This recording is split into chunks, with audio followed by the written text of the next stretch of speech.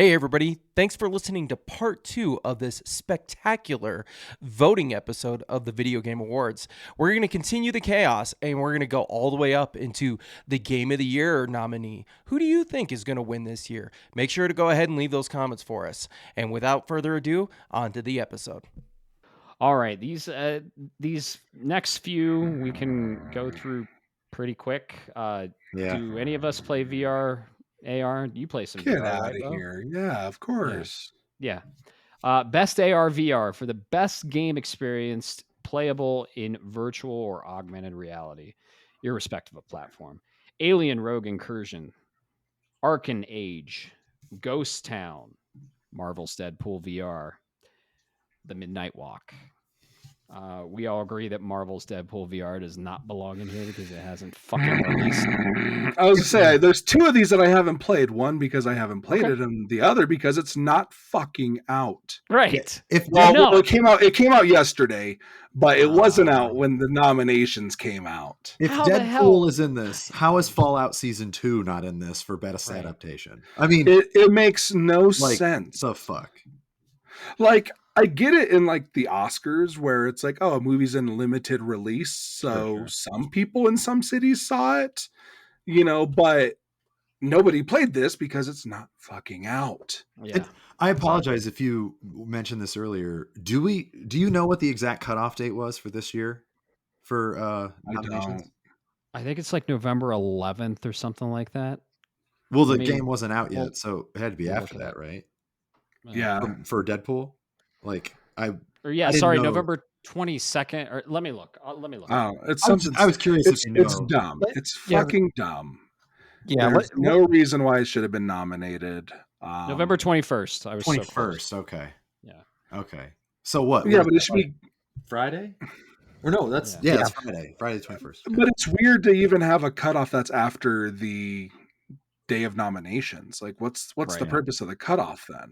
I don't think a game should be nominated because people haven't been able to play it. Like, I just don't understand. Why wasn't Metroid Prime 4 nominated for Best Action Game? Right, exactly. Or Best Action Adventure while we're at it. Like, it makes no sense. I don't care what the cutoff date is. It's not out. Listen, Metroid I don't care if it's a day, a week, a month. If it's not out... Yeah, it doesn't... If the consumer cannot consume the media... Right. Yeah, so that's a little weird. We have some weird ones every year. That should be kicked out. And even though I've played the demo, but Lumines should have been nominated here. Okay. Tetris Effect was nominated and I believe won for Best VR. AR. And it deserved to win. That was amazing. Yeah, oh my God. And I can imagine Lumines is the exact same experience and probably mind-blowing. That should have been nominated in place. Yeah. Right. What's your vote, Bo? My vote out of this would be Alien Rogue Incursion. Okay. And I actually think that's what's going to win. No, me too. I thought Alien Rogue Incursion for sure. Again, based on the trailers because I have not played it, but it's legit. It's a good Alien game. That's all you got to say. Awesome. It's not Colonial Marines. Right. No, I was going to say Alien Rogue Incursion because I've heard so many good things and based on what I've seen. So thank you for the confirmation bias there, Bo. Yeah. It's awesome. Love it. Perfect. All right. This next category. Let Bob take this one. Let's let somebody else take this one. I hate it every time. Okay, next category. All right. I guess I'll say it. Okay. On the mobile front. I haven't played any of these. Sorry, guys. But I have heard that Destiny Rivals actually has more players than Destiny.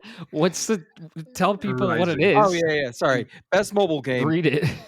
I thought you said that already. I'm sorry, dude. Best mobile game. We've got Destiny Rising from NetEase, Persona 5, The Phantom X from Blackwing's Game Studio, Sonic Rumble from Rovio Entertainment. Oh my gosh. Matt, you're an asshole. How do you even say that? Umamasu? Umamasume? Yes. Okay, thank you. Pretty Derby. Pretty Derby from Cry Games and Withering Waves, Matt's most anticipated every year for Kuro Games. All right, Matt, if I put a blindfold on you and gave you a dart and put all these on the board, which one do you think would it hit? I'll just give it to Destiny. It's one I'm familiar with. It's the IP I'm familiar with. I haven't played it, and I don't care about any of these. It's just not my thing. I don't play on mobile. Hey, I'm the Resident sure they're Evil great. mobile game came out. Yeah, I don't care. Mm, Snubbed. all right, and Caleb, I assume you're. What are your thoughts here? Because I assume you don't play many mobile games. I don't. I play very, very few mobile games, and one I've told Matt this, and he knows that it's my weakness. I do play the Final Fantasy VII Ever Crisis because it's Final Fantasy VII, and I fucking have to. And I have every goddamn Tifa outfit because, of course, I fucking do. But I would never nominate it for like a game of the year. You know, I mean, it's not. I play it because I have a problem. I don't play it because it brings me a different kind of joy. But as far as this category is concerned, I honestly think it's between Destiny Rising for recency bias and Wuthering Waves. I know that Wuthering Waves has gotten a very big following globally. I think that's actually going to take the victory. I can't really speak to the rest, to be honest with you, because I don't give a shit. But I would vote for Wuthering Waves just because I know it's done well enough and it's been around long enough, whereas Destiny's a lot newer. And so that's fair. Mark. Wait, you haven't played Umamasume Pretty Derby? I'm going to play it tonight after we're done with Umasumi better win. That's my vote. Are you serious? Okay. I wanted to win just to see it on the screen at the Game Awards. Do you know what the game is? No, I have no fucking idea. It's basically like horse racing, except it's anime Wait, are the waifu girls horses? with. Yeah, they I've have. heard Well, of that. they're anime waifu girls with, fox ears and tails, and you train them and they race. No, so weird. Oh my god! This is gonna sound like horseshit. My friend was telling me about this, and he could not remember the name of the game, but I think his son might have like stumbled upon it on his iPad or something, and he was asking me if I knew, and I was like, I don't fucking play that shit. But so this actually like puts A and B together that I didn't know, because he was describing it to me that it's like waifus that are horse That's people, funny. and I was like, what the fuck are you talking about? So this is the game. Okay.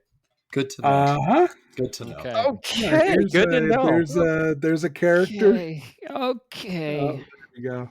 You know what I have to say? All about right. that? Oh, so you play the game, Bo? Would. No. I mean, I pre-registered. I played it for like an hour, and I was like, I can't. I'm a married man. All right. Okay, this is crazy. Bob, do you? Oh god, wrong one. All right. Okay, this is great. I alluded to it earlier, but I will say, out of these, it would have been Wuthering Waves or Destiny Rising. I have a kid that plays those Wuthering Waves, Genshin Impact style games, and even they say Wuthering Waves is not that great, so I'd have to give it to Destiny. Yep. And then Matt, if you mind, I got a feeling on this next category. Do you mind if I take this next one? Take it. It's all yours, buddy. Okay, all right. Oh, shit. So this next one is best debut indie game for the best debut game created by an independent studio. There are 4 nominees. They pulled it. Blueprints. They pulled the. Yep, other they one. did. Yeah, there's only 4. Yep, instead of there 5. it is. Yep. Blueprints, Clair Obscur, Expedition 33, Despelette, and Dispatch. All right, gentlemen. I want to say I have to vote for one because I haven't played the others. So on 3. Yep. Well, Bo might be. Bo might have a different one for this. I am torn. We should recognize the studios because these are indie debuts. Yeah. To be clear, these are all really good games. All of them. They're all. Well, I haven't played. I think it's Despelette. I'm assuming. Yeah. I haven't. That's the one I haven't played. I know nothing about. Blueprints is insane. A lot of people thought that it actually was snubbed for Game of the Year. Dagubomb. Yeah, the dev. Dagubomb. Yeah. Dagubomb. And then obviously, I mean, Clair Obscur. This just feels so unfair. Yeah. That it's in here with Sandfall. So I will. Sorry. Go ahead. Well, I was just going to say Despelette is Julian Cordero and Sebastian Fabuena, Yep. and of course Dispatch with Ad Hoc. And Ad Hoc. Yeah. Ad Hoc story is incredible if you've been following that information. Yeah. Previous Telltale devs, right? Well, yeah, but Ad Hoc Studio, for the last 7 years, like they talked about how the last 7 years they actually were commissioned by Ubisoft to make a Splinter Cell game, and went through iterations, and that turned into what's it called? That just closed down. Their free to play shooter. Why am I drawing a Oh, blank? I what? know what you're talking about, and I am drawing know. a blank on that. What, I can't think of the free-to-play name shooter? of it. Yeah. That Ubisoft made. Valorant? No. No. No, it just closed. It already closed. X-Defiant? X-Defiant? X-Defiant, yeah. Yes. Yeah, because they were like, we want a live service, and yeah, Splinter Cell turned into that, and they like almost went bankrupt, and they were able to put together Dispatch and work with Critical Role. So what they've done is incredible, but I mean, Clair Obscur, how do you not vote for Clair Obscur here? Well, okay, well here, let me ask you specifically about, because you've played Dispatch. Yeah. And when I'm looking at these categories, if I like, my voting criterion is all parts and pieces, right? Especially because we're getting closer to Game of the Year as far as the categories are concerned. What is the Dispatch gameplay like? A little over halfway. Yeah, but I mean, these categories are all a part of what makes the Game of the Year valid, right? Yes. So for Dispatch specifically, because I mean, I'll just break that ice. Clair Obscur is fucking winning this for me. Like, there's not even there's no way it doesn't. It's winning it. It's what we all vote for. But the gameplay is, to me, when you're talking about video games, the gameplay is kind of king here. I love narratives. I prefer narratives. But if I'm trying to be as objective as possible, I'm going with the gameplay. So my question about Dispatch specifically is, I know the narrative is great because you and Mason have specifically said like it's fucking awesome and everything I've read about it. It looks great. I'm excited to play it. But what is the specific gameplay like? Because the gameplay is excellent. Okay. So unlike Telltale games, it's less of a point and click adventure. There are no sequences where you're walking around, picking up items, walking to people and talking to them. They cut out that. So it literally is an interactive movie where you're making your choices and you're doing your quick time events. And in between, so the general premise of the game is you're a dispatcher for superheroes. Like a police dispatcher. And so is that Aaron Paul's character? Is he the dispatcher? Yes. Okay. Yes. And so a majority of the gameplay, I showed this to Bob and Matt, is you're looking at a 3D scale of the city, and basically calls are coming in real time. So it'll ping up a call and you hear like the caller say, "Oh, I need this, dispatch a hero, quickly, somebody stole my purse. You need to catch up to them and get it back, but please don't hurt the robber." And there's a timer on that call. You have to grab the superhero that you think is best. Superheroes have a grid. Think of like the Death Stranding grid where, it kind of goes based on what you do. And you're like, okay, for that one, I had to get somebody that's fast, but let me make sure that they have enough specs in their intelligence or their charisma, so that way they don't, they can talk to the robber or whatever. Yeah, they're not dicks. When you dispatch them, they're now unavailable. They have a travel time, and then they have a resting period after they finish a job. But calls keep coming in, so it's strategy where you're trying to get the right people to the right call, and not fail it because there's skill checks and different things. You're trying to not miss any calls. In the meantime, you might have to do a hacking mini game to where it's like, oh, like, this person needs help. You're constantly doing stuff, and while you're doing it, you're leveling up the superheroes and you're actually allocating skill points. Like, there's actually a lot of depth to the main core gameplay. And it's nice because they cut out all that point and click stuff. I love a good point and click adventure, but when you get rid of it, you just get a lean, really cool story with drastically different. I talked to Mace about it, and our playthroughs were entirely different. every character we chose, every decision we made was opposite, and it was really cool to chat with him about it. That's awesome. How different things were, but the gameplay itself is awesome. It's really challenging, really fun. I cannot recommend that game enough. Well, I'm glad to hear it because, like, obviously the game was nominated, and I feel like it deserved to be nominated. But it is one of those. How do you compare to Clair Obscur? I'm really like just selfishly like the fuck. You had an indie debut that felt like a AAA game. Yeah, like it delivered on every front. Like it's like okay, it didn't.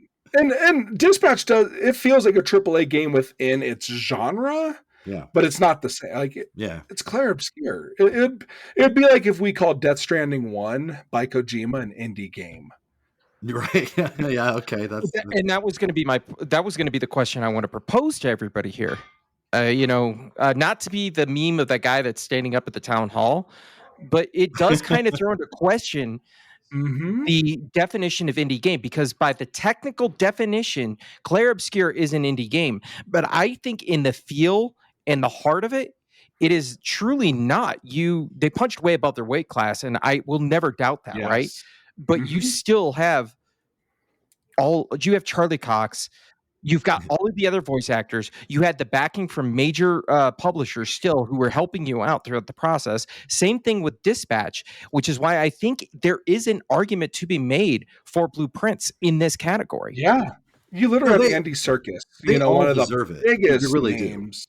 No, I get what Bob is saying though, because, by definition it meets it. And of course, yes, it was a 34 person team. But then you outsource a lot of work, you have other companies that help, but it is tough. It's really tough. So and that's why I do kind of want to, I didn't play Blueprints, but it kind of has a little bit of that vote, because independent by not an owned studio or published or backed by the major publisher, but this is the equivalent of taking the top brass from, let's say, Epic. 30 of them go out and they go do their own thing, and it's like, well, at what point does that make them, like, where is that gap? Because you look at the people, the guy behind Megabonk, you look at the guy behind Balatro, or the team behind Blueprints, and it's like, these are people who are, this is their first fucking game, right? In a lot of cases. So I think there is an argument to be made here for Blueprints. Do I think it's going to win? No, but I think honestly, it is an argument to be made. And if 100%. It wasn't for the strictest definitions of the fact that I haven't played Blueprints, it has my vote in this category. I'm not saying game of the year, but it has my vote. Yeah. The thing that's craziest to me is I honestly think that all of these other developers and games just had a stroke of bad luck coming out the same year that Clair did. I really do. Or like Hollow Knight Silksong, those games that were all geared up to come out, and then they shadow dropped one of the biggest games of the year. And with something like Clair, like I agree with you, and I understand what you're saying 1,000%, Bob, where it's like, yeah, these guys have been at least developing games before. They know enough about what they're doing. But at the same time, if you had somebody who has been working on worked for Warner Brothers for 10 years, let's say. Okay, let's use a real life example. If tomorrow I wrote a script and made a film and was nominated, would I not be eligible because I worked for Warner Brothers and Sony Pictures? Like, I see what you're saying, but I was never the director. I was never the creative director. Didn't they have a publisher though? What's that? Sorry? Kepler Interactive was the publisher, right? So an indie, technically an indie dev publishes their own stuff.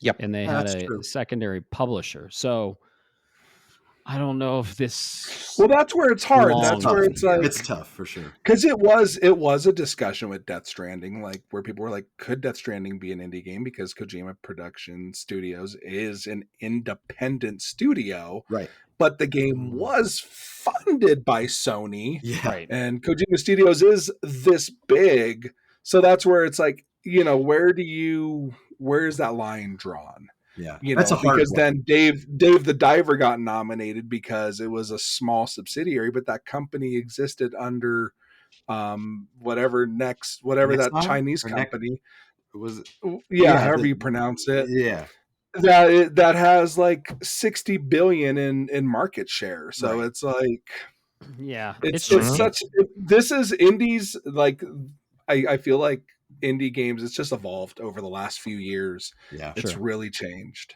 Yeah, Mhm. it's tricky. This next category is another independent category. It's best independent game. For outstanding what? No, just because like all my votes are very easy from here on out. Like I can't.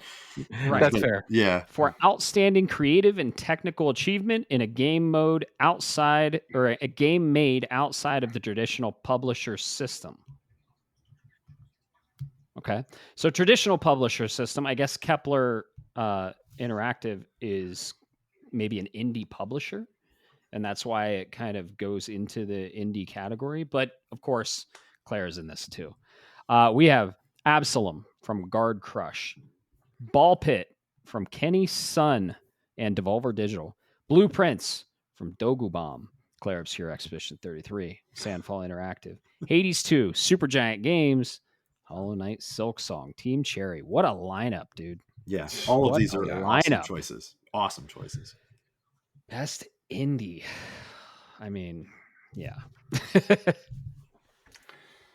Whenever it comes to categories like this, I do try to mix it up every year. I That's what really I'm gonna do. I That's what I'm I gonna do. always too. try to like I'm not one to ever vote like my pick for action game isn't going to be my game of the year. Like I always try and Right. diversify. Yep. So Well, jumping you go in, if first. I had to go best independent game here, I would go personally Hades 2. Okay. This would be Yeah. where I would pick it. Yep. All right. We all know yours, Caleb. Yeah. It's So Absalom doesn't have a chance against. no Claire? in any other year, honestly, I would probably do the approach That's that gonna be the phrase all night. But Any what other Bo was year. talking about, where like I do tend to try to mix it up, and be as objective as possible with like Yeah. I think you nailed this and you nailed that and you nailed that. Sure. Same thing with the Academy Awards and the Emmys though, where it's like very rarely does something come along where it's like fuck, that's just all of the above. Like it just is No, it's for true. me. Yeah. And I think Absalom is incredible. I Sure. know that you love Silk Song. It's an incredible game. Hades 2 is an incredible game, but none of them are Claire for me. Like that is I said it on the spoiler cast. That is Yep. my favorite game that's come out in 25 years. Yeah. That's fucking Yeah. nuts. So I have to give it to that for that reason alone. But Yeah. all the other ones, Okay. totally acceptable. Like it's Sure. Yeah. How about you, Bob? Man, this goes back. It's another one of those. There are two games on here that I've played, and you got to change it up. Claire has made a lot of them. Can give it. I'm going to actually give my vote to Ball Pit because I think Claire has sucking up the oxygen of the room, and I think if you take your time with Ball Pit and don't do what I did, there is a very, very, very good roguelike game in there. Yeah. So I already know who's going to win, so might as well vote. Yeah. Might as well vote with my heart on this. And Ball Pit's special, man. Go check it out. what Gotcha. So you serious guys all question. think? What's the music like Oh. in Ball Pit? Okay. I'm not trying to shit on it because Claire's music is like the best. But Oh, it's not it's not Claire. It's very arcadey. okay. I mean, I was genuinely curious because I don't know. But And so It doesn't and have I mean, Minoko's theme. it doesn't have an Oko's theme. It's very so there's like a central hub and there's the same chip tune that kind of plays over and over again. And then when you're playing each level has its own little arcadey style repeating, and then it does that thing where if a boss is coming along, the music gets really quiet for a moment, and then the boss comes back and it hits at a higher amplitude or volume. So it's not something to write home about, but it definitely fits what it's shooting for. Okay, I just wondered. Yeah, cool. So you all agree that Claire is probably going to win. Oh, yes. Yeah. Yeah. I think Silk Song's the only thing that could take it away. Yeah, I really and do. I think maybe I agree with other that. people are going to have the same mindset we do, and try and diversify And Silksong might have a chance for this. I do think Claire's going to win, but Silksong, I think, has a good chance. Silksong has to win something. That's the thing. You have to look at some of Exactly. these games. Like, there's no way we go through and this And game it doesn't get wins. anything. It wins this for me. Hmm. I'm giving That's fair. I'm giving Silksong best independent game. So I do want to diversify. I'll be stunned Claire, if Claire does not win either of these categories. I'm in love with Clair Obscur Expedition 33. We all Silksong are. was fucking good though. I mean, I was and frustrated. how many games have we said that about this year? That was fucking good. Exactly. 2025. So yeah, I got to give it to Silksong. I do think Claire's gonna win though. Yeah. I think Silksong has the best chance in this category against Claire. I think Silksong, like another game, would have the best chance against Claire in this category would be Silksong. Yeah, so for sure. Our girl Hornet could win. I got to give some love to Silksong though. It's like my third favorite Metroidvania of all time. Like it was phenomenal. Well, it's another one of those because we're talking about games, and my Yes. argument does go back to the cinematic feel, the music, the tone, the narrative, all the things that make Claire special. But as far as gameplay is concerned, I'm a huge favor of turn-based. I love it. And I love the way that they did it with Claire. Very different with Silksong. So when we're talking about games and playing it, is it more fun to play Silksong or is it more fun to play Clair Obscur? And that's kind of the thing that I would ask myself if I was on the judge. I know, because they're just very different. I know. Yeah. But it comes down to subjectivity at that point, I think. And for me, I would put the other parts would give the bonus points to Claire, like the score, soundtrack, the cinematics. I mean, if you studied it as a filmmaker, if you studied Clair Obscur, you would find things that most movies can't even achieve, which is crazy to think about. I mean, we're going to talk all about more Claire because this isn't the last one it was nominated. But as far as Silksong is concerned, I was curious because not having played it, Silksong has an incredible soundtrack. Yeah, it has incredible gameplay. Like I'd say it's in my top 3 for the year. Yeah, okay, easily, and well deserved. I mean, why not? Right? It's so good. It's so good. Does someone else want to take the next 4 and then I'll carry on from there? I'll do it. Go ahead, Bo. Yeah. All right. Yeah. So next up, we have Best Community Support. I have thoughts on this one. Okay. So, recognizing a game for outstanding community support, transparency, and responsiveness, inclusive of social media activity and game updates patches. For the 3rd consecutive year, we have Baldur's Gate 3 from Larian Studios, Final Fantasy 14 from Square Enix, Fortnite, Epic Games, Helldivers 2 from Arrowhead, and No Man's Sky from Hello Games. If this sounds familiar, it's because it was the exact same nominees as last year. Oh, no. Dang. Okay. Well, I don't really play any of these except one. Yeah.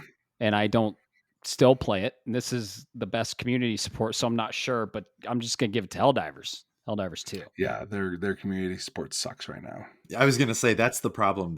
They've been such a up and down all year. Up and down. With certainly not going to give it to Fortnite. I'll tell you that Steam right community and Final Fantasy, literally like everybody's agreement that their latest expansion is the worst. Yeah, Trail they've possibly ever had. Is not being received well. And it seems like the devs don't care. And Larian Studios is like all but moved on from Baldur's Gate 3. Yeah. So I don't know why they're on here. I would give it to No Man's Sky. Just again, the actual developments and everything they've done on that game is out of love, and it's all free. The fact that everything they've done is free and the community feedback, I don't know how No Man's Sky hasn't won it, and I hope they win it this year. Yeah. So that's my pick, and that's who I want and think will win. Yeah, I agree 1,000%. The only thing that I think might throw a wrench in that, because I don't know how many people would keep up on this kind of a thing, I think Baldur's Gate 3's name alone would carry it again. But it's possible. I understand what you're saying with Larian. They basically even stated like, we're kind of done with this, guys. So enjoy it. And they still release patches and stuff, but not like they did for the first year and the second year. So I too would Right. go with No Man's Sky, but I think if anything can derail them, it's Baldur's Gate 3. Yeah, no, I completely agree. I'm with you guys on that one. Baldur's Gate 3. So Larian has done what Bethesda did with Skyrim and Fallout, where they're like, "Hey, we did everything we wanted to do. Cool. We're gonna provide patches and updates, but really, it's just Mhm. the ability for the community to add their mods, Yeah. and that's really not the same thing. Literally. When you're comparing them. So yeah, I agree. No Man's Sky. I played it on VR. I played it about a couple of years after launch too. It just keeps getting better. It's a whole different game. Uh-huh. I'm just gonna It's vote for that insane. one. There you go. Call me when you go. Baldur's Gate 3 gets the hot coffee mod. Yeah. I'll go back again. Oh, it's already there. You didn't know? Please. Oh yeah, there's some shit. Yeah. All right. All right, moving on. Cool. Yeah. Yep. All right. Best ongoing. I actually have always enjoyed this one. Yeah. Awarded to a game for outstanding development of ongoing content that evolves the player experience over time. Once again, Final Fantasy XIV, Square Enix, Fortnite Epic Games, Helldivers 2, Arrowhead, Marvel Rivals, NetEase, and the No Man's Sky Hello Games. Does anybody notice what game is missing this year? Yeah. Destiny. Which, yeah. Yeah. There you go. Fucking Yep. gone. Because it's wild when you actually see that. Yeah. I I feel know. like they've always been here. Yeah. You want to That's kick us crazy. off here, Matt? Me? Oh gosh. Best ongoing. I mean, I don't play it, but I've heard a lot of really good things about it, and I think they keep supporting the game. And it's my roommate plays it, so Marvel Rivals. We heard him earlier. Yeah, we did. I would- He's a very passionate gamer. As a fellow Rivals player, I will say, because it just came out last December officially, so it's like the first full year, so to speak. And Yeah. the only real arguably bad patch they released, I know, like Matt and Bob, you guys aren't going to give a fuck, but we're on season 5 right now. It just started. Like Gambit and Rogue is season 5. Season 4 was probably the weakest with Angela and Daredevil. And that's not because people don't like Daredevil, but a lot of players fell off during the Angela and Daredevil season for whatever reason, myself included. I played it a little bit. I liked him fine. I actually really like Angela as a hero. Didn't like the way she played, but I like her as a Marvel character. But they really have released, somehow they have kept up with new characters, 2 characters per season, every 2 months. So what is it? 2 months, 2.5 months? That's awesome. Every 45 days, I think. It's fucking crazy. And when they release these patches, it's not like, oh, the game's crashed for 5 days and you can't play it. They've actually done a really good job. So my vote would probably go for Marvel Rivals this year. It is a little biased because it is new, and even though I haven't played the newest season, I played the other 4. I really want to play season 5 with Gambit and Rogue, but yeah, I'd probably have to give it to them. The only other ones that I could say might take it again would be No Man's Sky, because they're still killing it. But Marvel Rivals, Helldivers 2 has released a lot of new cool shit. I mean, a lot. they have. It's more the community support that makes me think that people sort of go in and out in waves. Whereas Rivals was like real strong for 3 seasons and then kind of dipped, and then with 5 it came back swinging. Yeah. But Helldivers 2 is also, I mean, when they did the Xbox release, they got a lot of new players. Like, that was cool. So yeah, I could see them winning. Yeah. Any input, Bob? I gonna be honest, Marvel Rivals that I've heard, and I know it's way more popular, but I'm glad to hear your guys' perspective. And the reason I say that is the other people I know that play Marvel Rivals were also Overwatch fans. And Overwatch and the hardcore Overwatch community is trickling off, but there are still people there that played Marvel Rivals and were like for a couple of weeks, and then once the sheen kind of wore off, they're like, it's not the same, and they migrated back to the Overwatch scene or wherever they came from, right? But I don't want to double dip, so I would give it to Marvel Rivals, but in the spirit of things, No Man's Sky would be a good choice, just because they just released that update where you can build your own spaceships. Mm-hmm. Yeah, that's cool. That's cool. I think of all the things I would. I am half tempted to want to play the game just to see if I can find a way to build the Battlestar Galactica. Oh my god! Please. That's awesome. Yeah. I vote for Marvel Rivals, and Marvel going Rivals. back, I actually think it was snubbed for multiplayer. I think it should have been in there. Okay. I think Yeah. recency bias hurt that one because it was the oldest. I mean, people forget the numbers, the Steam numbers, the charts, everything that game did. Yeah. Prior to your arc raiders and battlefields and all that. And it actually had a pretty fair microtransaction economy. Like, it's awesome. It's one of the best I've ever seen.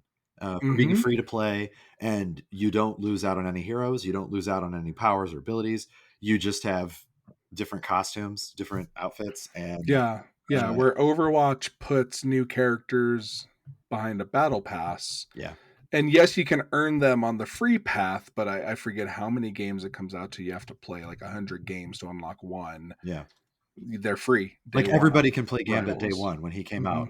Like that was it. It wasn't, and that was a really cool. Yeah. I feel like they did a really good job there. So I do agree. I think they might have gotten snubbed with multiplayer. Yeah. Okay. All right. Next up, this is always another category that, I mean, we usually like. I'm curious if anybody played any of these games, but games for impact. For a thought-provoking game with a pro-social meaning or message, we have Consume Me from Jenny Giaucia, I think is how you pronounce that. Despolote, again, Julian Cordero. Lost Records, Bloom and Rage from Don't Nod Montreal. South of Midnight from Compulsion Games, and Wonderstop from Ivy Road. Haven't played any of them, but I have heard good things about them. You've talked about one of them, and I haven't played any of them, unfortunately. This is, I think, the only category where I haven't, besides the mobile category, where I haven't played any of them. Don't let Matt lie to you. He's played every mobile game. He actually bought 5 phones so that he could play all of them at the Clash same time. Royale and clans of whatever. Yeah. I don't even know. I can't. I will say the only 2 that I know here are South of Midnight and Consume Me. I have not played them. South of Midnight was on my list to play. Haven't gotten to it yet. But I've heard that Consume Me is really, really, really good. I can't really stand behind it, so take that with a grain of salt. Right. But, what do you guys think, Bob and Bo? Do you have anything in this category? I know 2 of them. And obviously South of Midnight. I think that's the kind of the big dog on the list here. Yeah. And then Wonderstop. I actually heard that was it was kind of cozy and fun. I didn't get a chance to check it out, but those are the rumblings I hear. I mean, they're Annapurna, and Annapurna does really good stuff. They do. So, that's fair. Yeah. Yep. See, so the 2 I know, I mean, I've only played one, which is South of Midnight, and I'm familiar with Lost Records. I mean, again, Don't Nod has a great reputation as well. Don't Nod is great. Is that 90s one? That super 90s game? Yeah. It's episodic, but it's only 2 episodes, and it's like tape 1 and tape 2. Okay. I think it's like 80s, but I know it got good reviews. I've wanted to check it out. Yeah. South of Midnight's it's what I played, and it's super underrated of the year. It really is. Criminally underrated. I think once you guys play it, you'll be like, why did that get such negative reviews? Did you draft it, Caleb? I did. I believed in it, and I still do. I mean, I'm still going to play it someday. I was a little surprised with its score.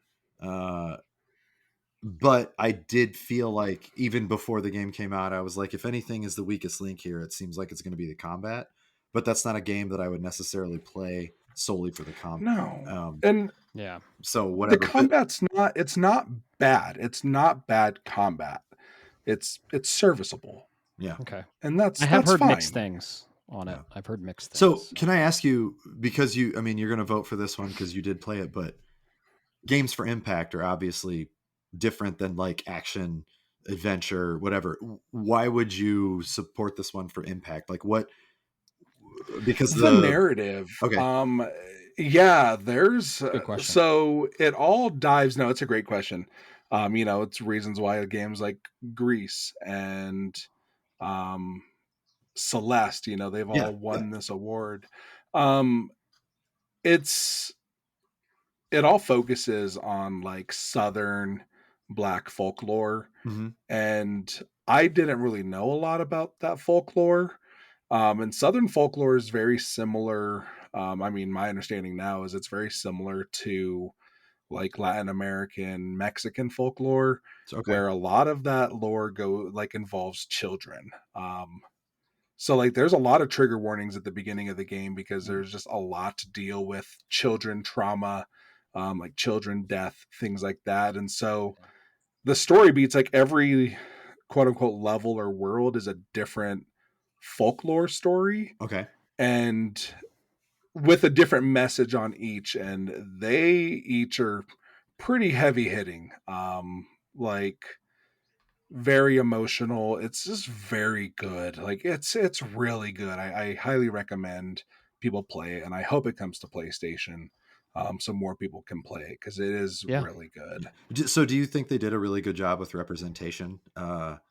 Oh I mean, for yeah, not really knowing, it's a hard question to ask because, like, obviously, you and we don't know Black folklore except you played South of Midnight and I didn't. So feels uh, authentically like Louisiana. Like that's it, cool. That's it feels Very like cool. a game about African American characters made by African American developers. Again, I don't know if that's true, but I mean, it feels like it was made by people of the culture, sure. that really understood it, and that That's is important. earns That is massive respect. kind of the Yeah, point of games for impact is you exactly. you educate or make an impact on uh your average person. Like that's neat. I like that. So I'm glad to hear that.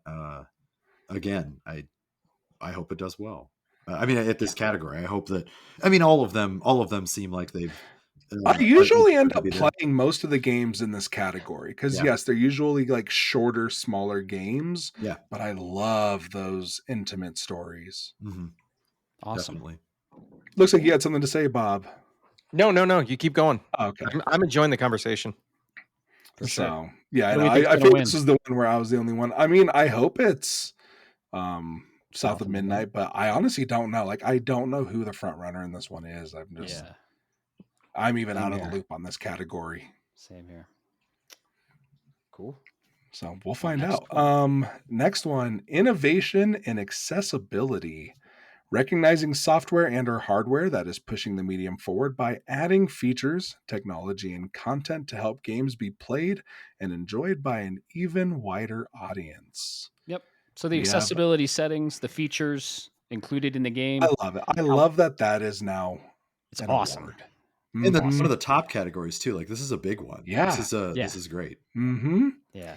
Assassin's Creed Shadows from Ubisoft, Atomfall from Rebellion, Doom: The Dark Ages, EA Sports FC26, EA, and South of Midnight again, Compulsion Games. I've played one of these, so I haven't, and I dove into the settings. And they're very accessible when it comes to like difficulty. Doom: The Dark Ages, and you can really like a lot of sliders. There's a bunch of accessibility options in there. I don't really use accessibility, but this is awesome for people that need it, and it's an incredible category. So I'll probably defer to your guys' judgment on this because I know you've played. Well, Bo, you've played one other one. I'm not sure. I've Have you played guys 3 played of any of these. these? Okay, 3. I've played 3. Yeah, yeah. I read a Doom, lot South of about Midnight, South of yeah. Midnight's accessibility though. That was a Okay, big cool. feature they were talking about when the game was still unreleased. And so by default, I would pick that just because I know they made it a big deal. And the things that I saw in the Xbox showcase were like, wow, like that's really, really cool. But to Yeah. be fair, as much as I would have loved to have played Assassin's Creed Shadows and Doom: The Dark Ages by now, I still haven't. So I would also sort of defer. I just know South of Midnight had a lot of really good Sure. accessibility features. Bo, I pose to you the same question that you asked me. What type of game is glaringly omitted this year? From accessibility? Yeah. Sony Oh, first party. man. Which one? So it's omitted. So Sony first party. There's no Sony first party in here. Yeah. Usually they're in here. No, there always is. You're right. Yeah, that's what I'm saying. You're right. Yeah, they're always pioneers. Right. That is true. Yeah. Wow. Yep. And I can't Crazy. even. You know, if what would I be. had to vote, I mean, again, I don't mess with the accessibility features, but obviously I see them. Like I have toyed with them, like Sure. just to see like what they do. Like who hasn't gotten into The Last of Us and be like, oh, what does that look like? And Yeah. it's really cool to see. Yep. Based on that, I would actually give this to Assassin's Creed Shadows. That's what I Um, was thinking you were going to. there's so much you can do, and they have one of my favorite things in a game is I can customize like font size. Because I will game from I'm at my work desk and my TV's over there, and it's an 85 inch, but it's out there it's more like a 55 inch. And some games it's hard to read the menus from this distance. Mhm. And when I can customize that, that's just something simple for me. Let alone disabled players. Like you can customize. There's got to be like 20 different customization options just for subtitles. Like Wow, very it's cool. insane the customization you can do. It's actually really impressive. Nice. That's awesome. Cool. And you have Bob? to go through it when you start the game. It makes you like go through all of it first, so you Oh. see it all. Nice. Bob, you played one of these. Yep. I played Doom, and you're absolutely right. They did a lot of good stuff in there. And after a couple of updates too, they added some extra things, particularly with like audio balancing and things like that, which is important in accessibility. So, but I would definitely defer to the quorum here. And if AC Shadows has the accessibility, then you know what? Then I totally take your word for it, man. It's getting it. Could be Doom too. It's hard, It's I do because I don't know what the criteria is. The rest of us are fortunate enough that we don't need them. I mean, exactly. it sounds mean, but I don't mean it that way. It's just like it's not something that isn't important. It's just sort of at the back of our minds when we're playing a game. Like you'll mess with it, and then you don't, because you don't need it. You don't keep it on. You just change it back and whatever. Well, case in point, Matt has a cane. So Yeah. his thoughts on if a place is more accessible to him than us is just going to be from a whole different perspective. Right. So Yeah, for sure. Yeah. So thankfully there's no accessibility options for canes unless it's like VR or something. Right? I'm not standing up and jumping up and down when I'm gaming. I'm just like chilling, sitting in the couch. So yeah, I could see Assassin's Creed winning this. Yep. Okay, cool. I look forward to see the winner, actually, to know where the community went, where the no agreed and so-called experts. Yeah, let Ubisoft get a win here. Yeah, they need one for sure. They need one for sure. Yeah.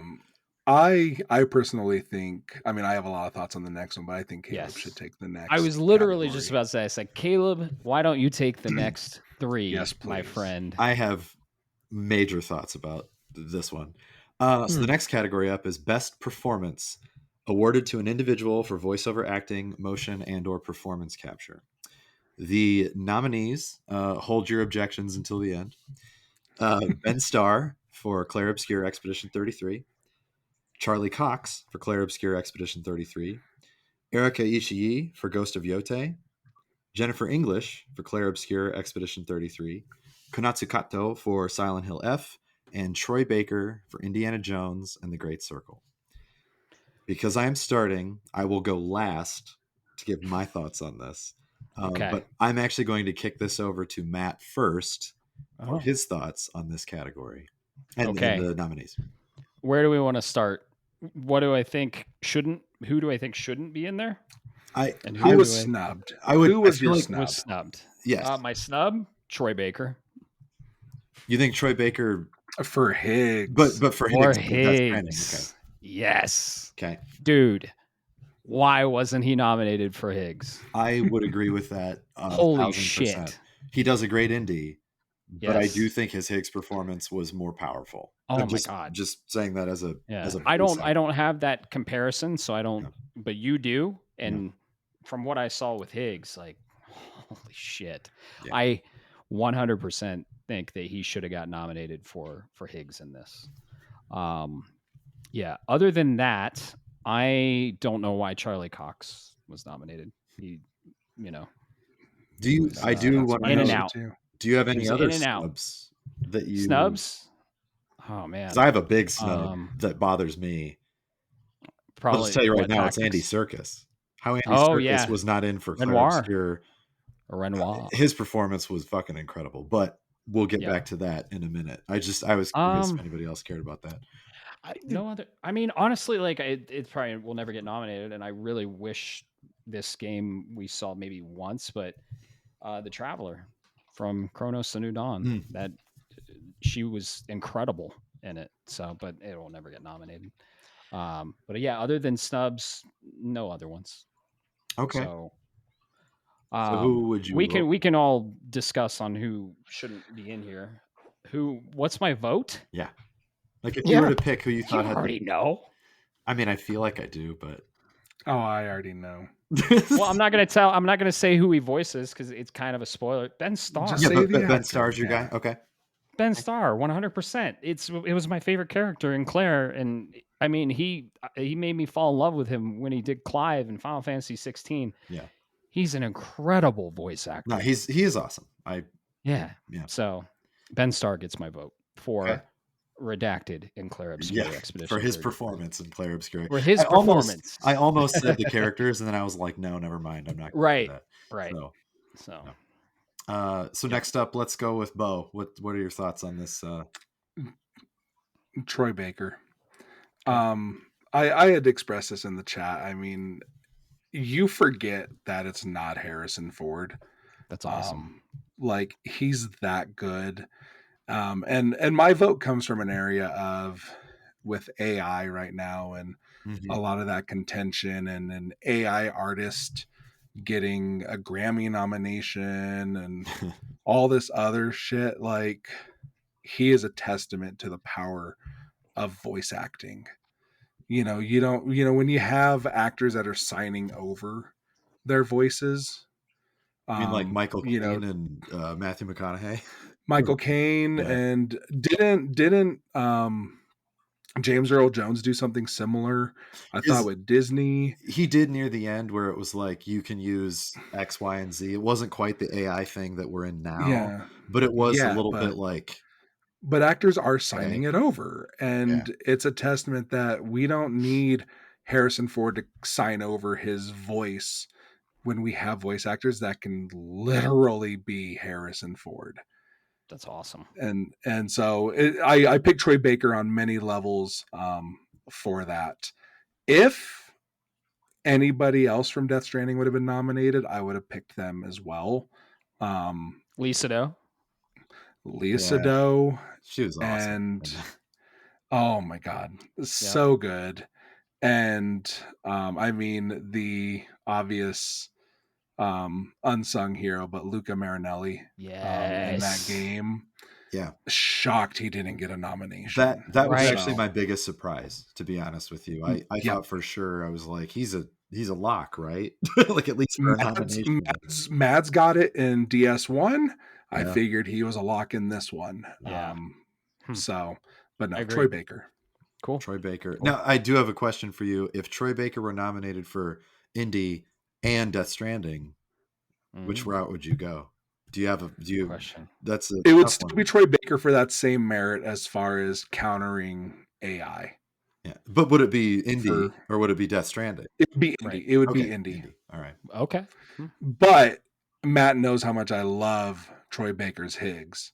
Yeah. Like I was like kicking out the character Joel. I was like, in my opinion, that was like my favorite Troy Baker performance was Higgs and DS2. Top tier. Yep. Yeah.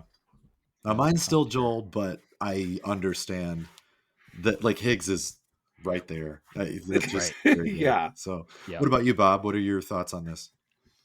So obviously, I think Higgs is I didn't listen to Indy, but Higgs was just God. I love it. It was the right level of evil and creepiness and mystique, all wrapped into one big and fucking ball. hilarity and Somehow. humor. Oh man, kind of like almost like Handsome Jack from Borderlands 2. Oh, that's a good comparison, actually. Yeah. sure. I like that. I think they wouldn't stand a chance, but I think there could be an argument in a different world to take Charlie Cox out of this and actually insert Joe Pitts Oh, from yeah. Final Fantasy Tactics. Yeah. Was he Delita? He was Ramza. Or he was Ramza, the Delita also did a really good job, but yeah. I think there's an argument for him as Ramza because that voice acting in there was really well done. It's perfect. Surprisingly, it was perfect. I did not think it was going to be as good as it was. That's true. Charlie Cox just came in, big name, didn't even know anything about the game, read his lines. And he had one day, and that's all I said. I will give me like a best character category. I will defend Charlie Cox nomination for one reason, not over the others. I do think that others probably deserved it more. It's a testament, and I'm trying real hard not to go into spoiler territory, but for his one day and what he did. Oh yeah. How powerful when things It's true. He did a great job. He did such a great job that you're like, fuck, man. He was real good. And so, but I see what you're saying. I feel like of the voice actors in this category and other people that deserved it more, in my opinion, such as Death Stranding 2 and even Final Fantasy Tactics, he probably is the one that shouldn't have been there. But boy, when you take him out, because I thought about it, I said, if he wasn't in this category, I would probably be arguing like, well, why not? He was so good in the role he had. Like I feel like this category this year deserved like 30 people, and it did because I didn't even touch on Dispatch and Aaron Paul. When you play it, you're gonna go, how did Aaron Paul not get nominated for this? That will be one of your immediate reactions. Probably. He's so good because I've seen and a lot of Aaron Paul works, and I know he was real nervous about doing this voice acting for this game. Because he just didn't understand. He's like, this is a different world for me. I don't know what the fuck I'm doing. And he's openly admitted that. So I'm really happy to hear that he did a great job because I was concerned. I was like, you can have the best actors in the world do something they don't understand and it sounds like dog shit or it reads like dog shit because they just don't know their character or their motivation or whatever. But so from my perspective in this category, might surprise you, I'm actually going to go with Jennifer English. I think I can make an argument for anybody. I really could. Mael was great. But Jennifer English is Mael. I mean, and I also did. I know, Matt, you didn't play Baldur's Gate 3. Bob and Bo, did you guys play Baldur's Gate 3? Oh, yeah. Yeah. Jennifer English, while a lot of people joke like, oh, Shadowheart is in Clair Obscur, she's not Shadowheart. She is wildly different in this game. She's a very, very good voice actress. She's amazing. Yes. And I think that what she brought to Mael throughout the course of Clair Obscur, yes, I think it's awesome, but she really just brought something extra special that the rest of the team, they matched, but she was just, wow. The whole thing. Well, sure. Again, not getting into spoilers, but like she plays the more adolescent character and a character that just has to have more dynamic emotional range. Yeah. And the growth throughout the game for all the characters is great. Ben Starr, but hers really evolves. I love Ben Starr, so this was a really hard. Who doesn't like Ben Starr? But I mean, it's weird because his redacted character and his Clive from 16 are, you could argue as a layman, are very similar in the delivery on the surface. The minute you get past the surface, Redacted is a very unique character from Clive. Yep. And that's so hard to do when you have his remember baritone timbre and stuff. I mean, he delivers things similarly, but not the same. And that is so fucking difficult to do.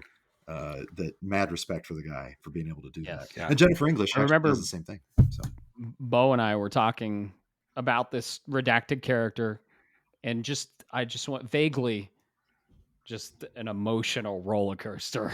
Yeah. Mhm. Like, Mhm. so And he does it. I mean, he yeah. does Well, I it fell in love with him the moment I saw did and heard not. him. right. Yeah, I I Oh, and know. I hated him.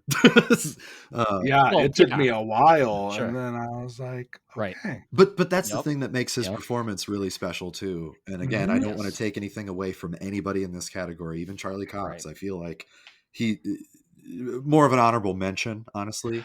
I will say the one thing about Troy Baker with Indiana Jones, and I'm not shitting on it because he did a great job as Harrison Ford. I wish he was nominated for Higgs over Indy because impressionism to me is not as impressive as making your own character. And he made Higgs his own fucking character. No, That his is own fair. Indy. That is Hmm. fair. He did his own Indy, like Yeah. fine. But there were a That lot of makes times sense. where I was like, I feel like this is Harrison Ford. And that's cool because Indy is such a hard character. You're not going to change Indiana Jones that much. You can't. Right. You just can't. And he did great. But I do feel like his performance for Higgs would deserve it more than Indiana Jones. That's just No, it was being as completely like, unhinged Troy Baker. yeah.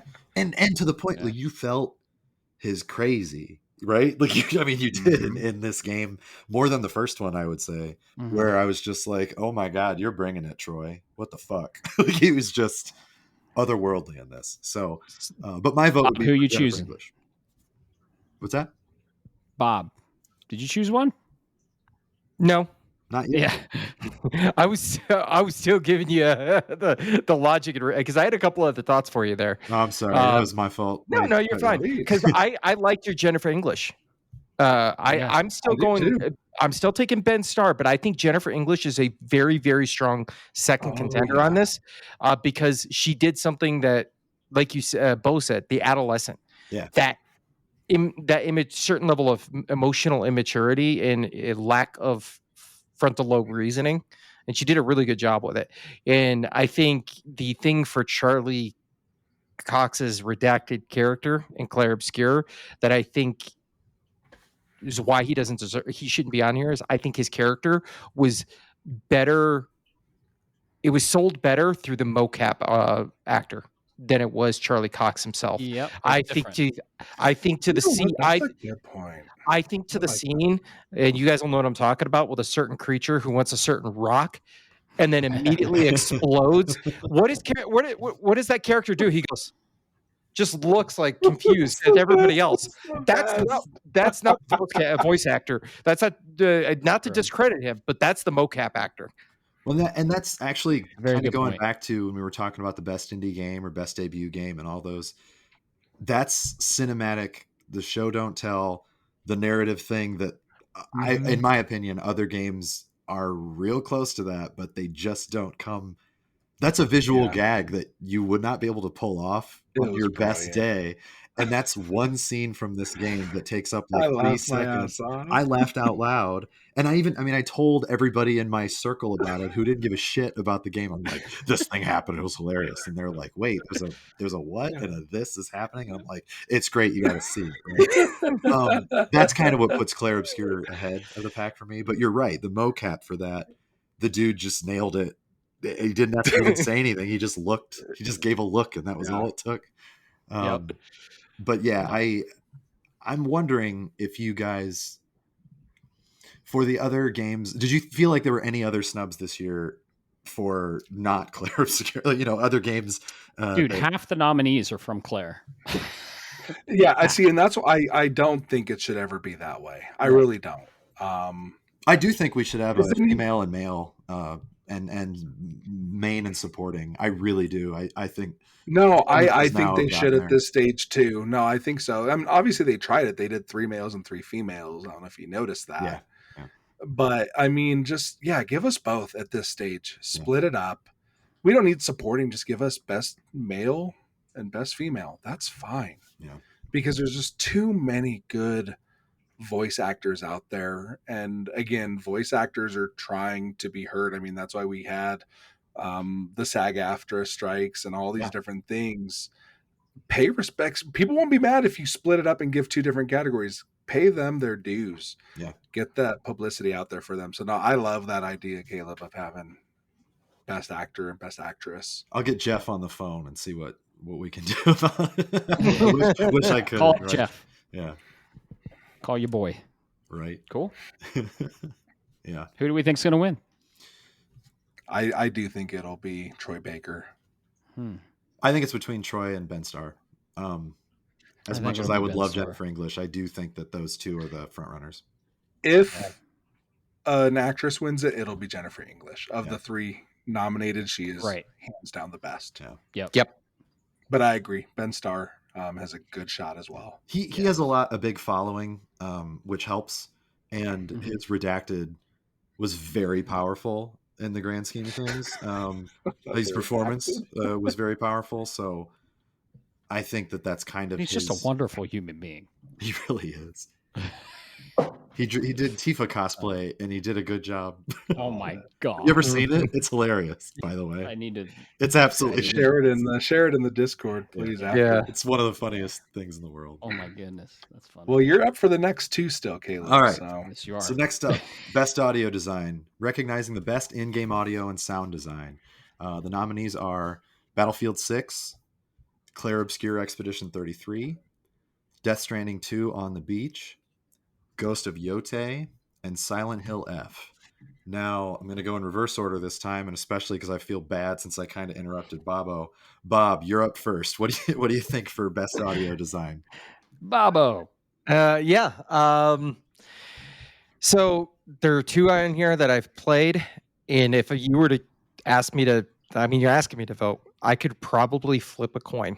Yeah. And be happy with either decision. Completely. This is and so I'm going to split this in the next one that's should be coming up. I think it's the next category. I'm going to split them up. I think the way audio was done and the way I just overall think Death Stranding 2 is just a little bit better. Nice. And that's not coming from the next upcoming categories point of view, but when you look at the way it was used and leveraged inside of Death Stranding, I think it was better. There was one thing about the audio design specifically for Claire that I really appreciated, and I don't want to say because it kind of ruins a little bit of the mechanics of the game, if you know what I mean. Yeah, Matt, we talked about this. Yeah. But outside of that, it was a good. It fit the tune, but come on now, you've got to. I don't know how to say this, but you got to soothe a certain thing inside of Death Stranding 2, and it's coming through the controller as well. So I think it was done better in that regard. So that's why I'll give it to Death Stranding. Okay. Like yeah. What about you, Bo? What are your thoughts on audio design here? Yeah, Death Stranding 2 on this one actually is pretty easy for me, and a lot of it is my perspective is just it's like more the sound mixing side of it. So you're driving, you've got the sounds of the vehicle you're in, you've got the terrain that you're driving on that's got a different sound, you've got the rain coming in, you might have your music playing. All of a sudden you're in a BT zone, there's different sounds there. Like there's so many sounds and each one is clear and just that mix is perfect. Yeah. Claire being the turn-based game, again, the audio is fantastic, but there's not as much that has to be done on that level of mixing. It just doesn't, and even then, like, when you're traversing the world, again, I don't want to get into spoilers, it's pretty basic on a sound level. But yeah, so Death Stranding 2, I just think it's above and beyond. Okay. Yeah. What about you, Matt? What are you thinking? Well, I am between the same two. Yeah. Right? Claire and Death Stranding. And I've played all 5. Yeah, and it comes down to those 2. Yeah, I played 3 of them. And I beat 2. Yeah, shit. So, yeah, Claire did that unique thing that didn't require you to have the other thing. That was very interesting, to say the least. But yeah, Death Stranding, man. It like you nailed it, Bo. He just mixes so many things, and they did. Yeah. You have the track, and then you have the ambience, and then you have the footsteps even And then Mhm. sometimes, the audio design in Death Stranding Just is holding your up there. breath around BTs, Yeah. like that sound Yeah. design is so And I good played it that with like headphones, your own too. heart rate goes up. And, Oh, absolutely. Yeah. Yeah. I got to give it to Death Stranding 2 on the Okay. beach. So For before sure. I give my thoughts, did you guys feel anything was snubbed? Yeah, Audio I design. do. What's that? Chronos. Oh, okay. Bo, you played Chronos 2, is right? Right? I did. Do you agree That the audio audio was design good. was like? It very well could have been thrown in there. How about you, Bob? 100%. Do you have any snubs that you can think of? I wouldn't say necessarily snubs, but I like to give a shout out. I really appreciate what Virtuous, sorry, did with the remake for Delta. Oh, I okay. it's really good. If you play with headphones and take the game slow paced, you can learn to appreciate the ambient sounds that are coming along, especially when you're hiding. I'm not saying it was That's very necessarily good. snubbed, but I definitely think it was because I can't speak to 3 of these games, but it was definitely in that echelon. Okay. Who I think could have been in here, Split Fiction. Oh, Especially if you play couch co-op. yeah. With a split screen and two people are doing two different things, that sound design and mixing is stellar. And again, jumping between the fantasy and sci-fi, it's clean. Yeah.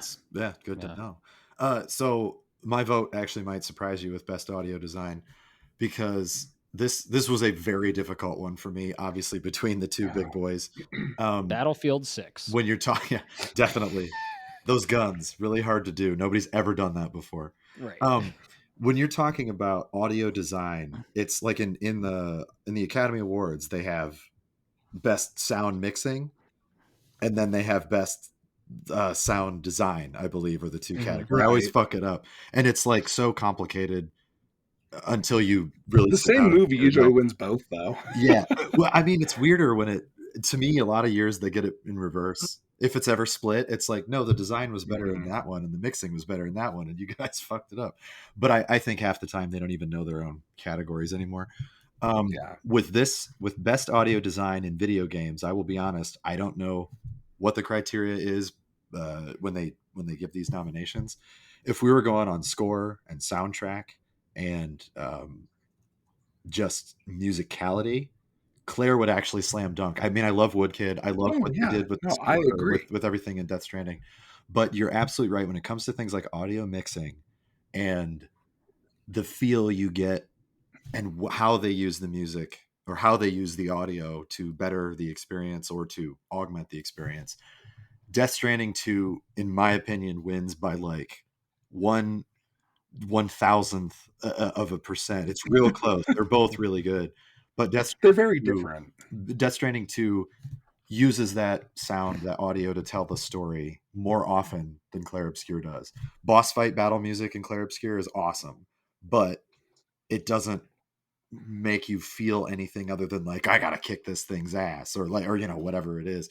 Whereas in Death Stranding, as spoiler free as we can get, when you're walking somewhere, you're driving somewhere, and you're off the chiral network, and then this music just pops up, and like you said earlier, with the holding your breath and hearing that that mixing and like the heartbeats, like all of the things, they literally thought of everything.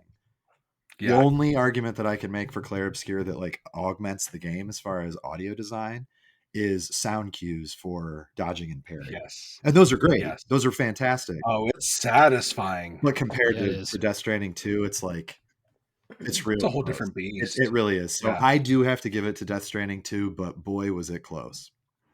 All right. That's all of us. Death Stranding 2. Who do we think is going to win? I do think Death Stranding 2 is going to win. I think the only one that could it would feel proper if it did. If Claire wins, it'll just be like, okay, now we're just giving Claire an award just to have it. Where it's like, no, like Death Stranding 2 has the best sound. Well, I think it'll be for people who might not know how to separate score and music, or whatever it's called. I think it's score and music, because the audio design is not bad by any means. I mean, No, it's not. Again, spoiler free, but you know that there's the free aim for the guns and the shooting and all that stuff. Mhm. That is audio design that changes because you've got a different perspective from the character. Is it as powerful as Death Stranding 2? I personally don't think so. And that's saying a lot because Claire is like my game, right? But yeah, that I feel like that category is easily one of those two. And if it's not, somebody's clicked the wrong thing. Like I can't imagine anything Oh my else winning. goodness. All right. Last for me, but This- not least, best score in music. I think this is going to be unanimous. I think so. For outstanding music, inclusive of score, original song, and/or licensed soundtrack, we've got Christopher Larkin for Hollow Knight Silk Song, Darren Korb for Hades 2, Lorraine Testar for Clair Obscur Expedition 33, Toma Otoa for Ghost of Yote, and Woodkid and Ludwig Vorsell for Death Stranding 2 on the Beach. Now, What a lineup, dude. what a lineup. This is, Holy shit. in any other year, this would be a lot harder. But I'm just going to kick this off this time because it's my last category that I'm introducing. This is a clear Clair Obscur winner for me. Darren Korb is incredible. Darren Korb is amazing. Hades 1 obviously was wonderful. Hades 2, I have no doubt is going to be wonderful. Bo, Oh yeah, Ashley Barrett's on there again, wonderful. and yeah. You guys have praised Silk Song's music for being wonderful. I've Especially played in Act Two. Platinum Ghost of Yote. The music is very, very specific. The Samisen, yeah, it's great. Mhm. It's just not Clair Obscur. I mean, Lorian brought it. It's so hard to put into words how great that score and soundtrack is, or score and music is. Excuse me. It does everything fucking perfectly. So, giving the audio design to Death Stranding 2 for reasons that we mentioned, the counter is just so true for score and soundtrack for Claire. That is 100%. my cake, and I'm eating Easily. it, and I don't care. Do you guys all agree? I mean, is it Hands Oh, This down. is a hands down 100%. it's a slam vote. dunk, right? Just Yeah. Oh yeah. It's yeah. one of the greats. If it It's doesn't one of the win, it will be robbed. If it doesn't win, Yes. somebody is rigging this bullshit. So, Yeah. at least as far as nominations are concerned, do you guys think anything was snubbed? South of Midnight. Really? Sword of the Sea. Okay. Thank you, Matt. Thank you. So I haven't played Sword of the Sea. South of Midnight Ooh. has a phenomenal soundtrack. Yeah. Like it is among the year's best, and yeah, it Wow. should be in here. Okay. You played The Pathless. You played Journey. I know. So I can imagine. It's Austin Wintry, and it's an incredible. Oh, I didn't know it was soundtrack. Austin Wintry. Okay. Yeah, that is a surprise. Okay. I was a little So- surprised when I didn't see it, but when I saw the nominees, I was like, this category needs to be Right, and that's where above. it's hard. Yeah, I'm like, of course, South by Midnight wasn't gonna get, or South of Midnight wasn't gonna get nominated in here. Yeah. Where do you put it? What do you take out?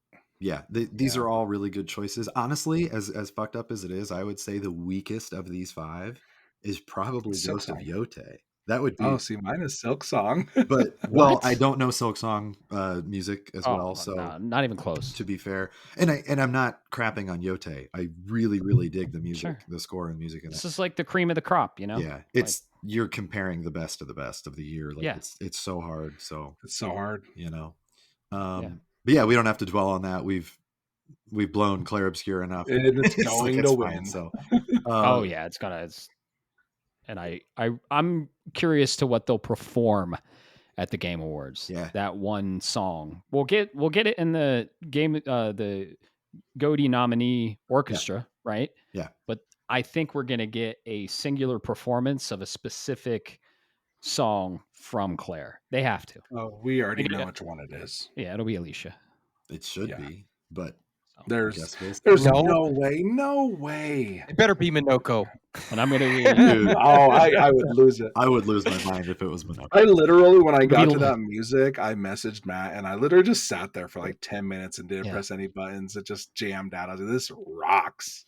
dude, and then Una Ve at Tamir or something like that. You know which one I'm talking about. Mhm. That one fight. That one. Oh, I put yeah. down the controller and I was like, The like stone guy. fuck. No. It's a big no, boss I know what fight. you're talking about. I know what you're Yes. talking about. Yes. Yes. like- Oh my god. Oh. What? Yeah. And then when the things come in and the vocals, Yeah.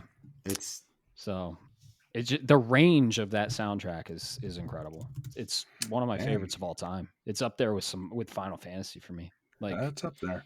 he just did an incredible job. The whole team did an incredible job. Yeah. Like he came in from SoundCloud and was just like, I got this. So yeah. Yep. We're in the home Awesome. stretch here. We Yeah, we are. Bob, do you want to take some or you want me to do the real last four? quick, do you Tell you- know, Matt? Do you know what the translation is for that song title? No. You should look it up. I don't want to say anything because yeah. again, Put it in the spoilers chat. and stuff. But okay, yeah. While Bob Okay. goes, I will. I'll propose this to you, Matt, because I know you want to take the last one. Let me. We've got what 4 to go. So I'll take these. I'll take these next ones, and you can take the big guy. Does that sound good for you? That sounds good to me, man. All right, cool. So next is Best Art Direction for outstanding creative and or technical achievement in artistic design and animation. We have Clair Obscur Expedition 33, Death Stranding 2 On the Beach, Ghost of Yote, Hades 2, and Hollow Knight Silk Song. I'm going to. I got a feeling I know how these votes are going, but I could be wrong. So I'm going to go ahead and I'm going to save mine for the end. And let's kick it up. Bo, you look like you got something burning. Let's hear it, my friend. I'm torn. Dude, me too. It's between Me Claire too. and Death Stranding. So the reason why on one end I'm like Claire is because it is unique. Like the character models, that's neither here nor there. But like some of those skyboxes, some of the worlds, like it is beautiful. Mm-hmm. Where, Ghost of Yote, if you've played Tsushima, you know how beautiful it is. Hades, it's they didn't reinvent an art style. Same with Silk Song. It's more of the same. Death Stranding 2, when we're talking like technical achievement and animation, those character models are insane. Like the line that has been blurred by Kojima and Decima is unreal. Like and that's where it's hard. I'm like, which route do I go? Right. Like 'cause I'm comparing two different things. Yeah. So if I wanted to go, if I'm going by my measurement of art direction, I honestly here would go Claire. Again, just because of the freshness, the uniqueness of that world. Because outside of the technical achievements of Death Stranding, I mean, it, aside from being beautiful, you've seen that terrain and some things from the first game. You're not in the same places, but it's still the same idea. Mm-hmm. All of these were, because again, these are all sequels. Where Claire's that's the fresh one. Well, sequels / spinoffs.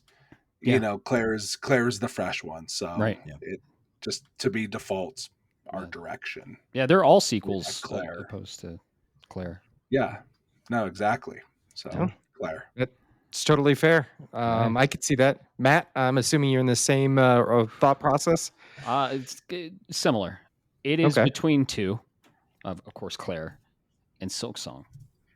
Oh, animation. Silk Song has some incredible animations. Bo, you can attest to this because you've played it. You're the only one on here that's played it. And just the layering they did and the hand drawn stuff, and like the fact that it's just incredibly well made from an artistic standpoint.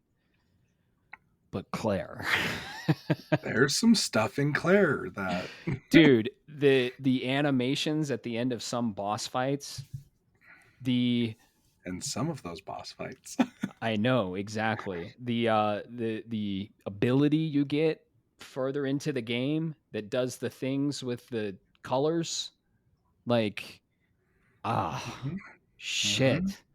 And I mean, the whole game is based off of like the artistic process, right?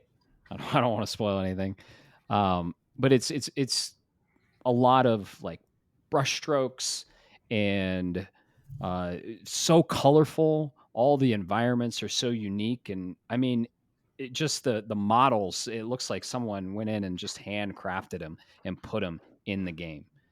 So it's very, very close. I would have given this to Hollow Knight because amazing art and amazing animation, but I got to give it to Claire because god damn that game is beautiful. I know. It's so beautiful. So Claire. No, that's it to be expected. The Hollow Knight was a interesting one. Yeah. All right, Caleb. Hollow Knight's gorgeous. So, Clair Obscur is the definitive winner for me in this category, but the second place was Hades 2. Okay. The way I that love it. their art style and design and direction, the way that Oh, team does things, and I'm pulling a little bit from Hades 1, obviously, because it is a sequel. Right. Yep. But even if you look at this nomination page, this best art direction, if you look at these splash screens, look at her design in Hades 2 and that thumbnail. That speaks volumes when you look at it immediately, right? Not to say the others don't, but that is more of of a powerful art direction to me than the other four. Clair Obscur, well, that argument isn't the same. Like that little picture we get of Clair Obscur just pulls me in like, what is that world? I need to know.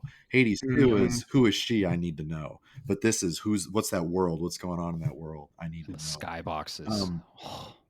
I can't go into as great of detail about Claire without just spoiling the shit out of it for why the art direction is the best of the best, in my opinion.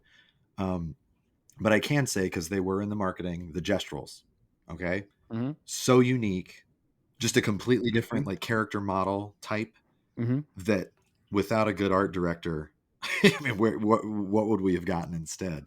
And that is barely scratching the surface. So this is kind of another slam dunk for me with Claire, because the game is art. That's, if I had to make literally to anybody and say video games are art, Clair Obscur is the one that I would say that's the one you check out easily. And so that it has to take art direction for that reason and that reason alone. Yep.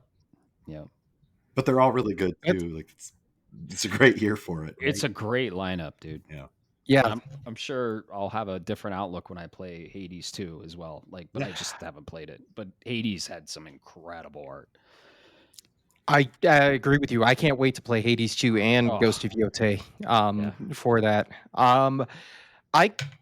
So this is why I chose last for this. I see I see all of the arguments, all five of these. You could just shuffle the deck, hand out a card, and you'd probably have a winner. Yep.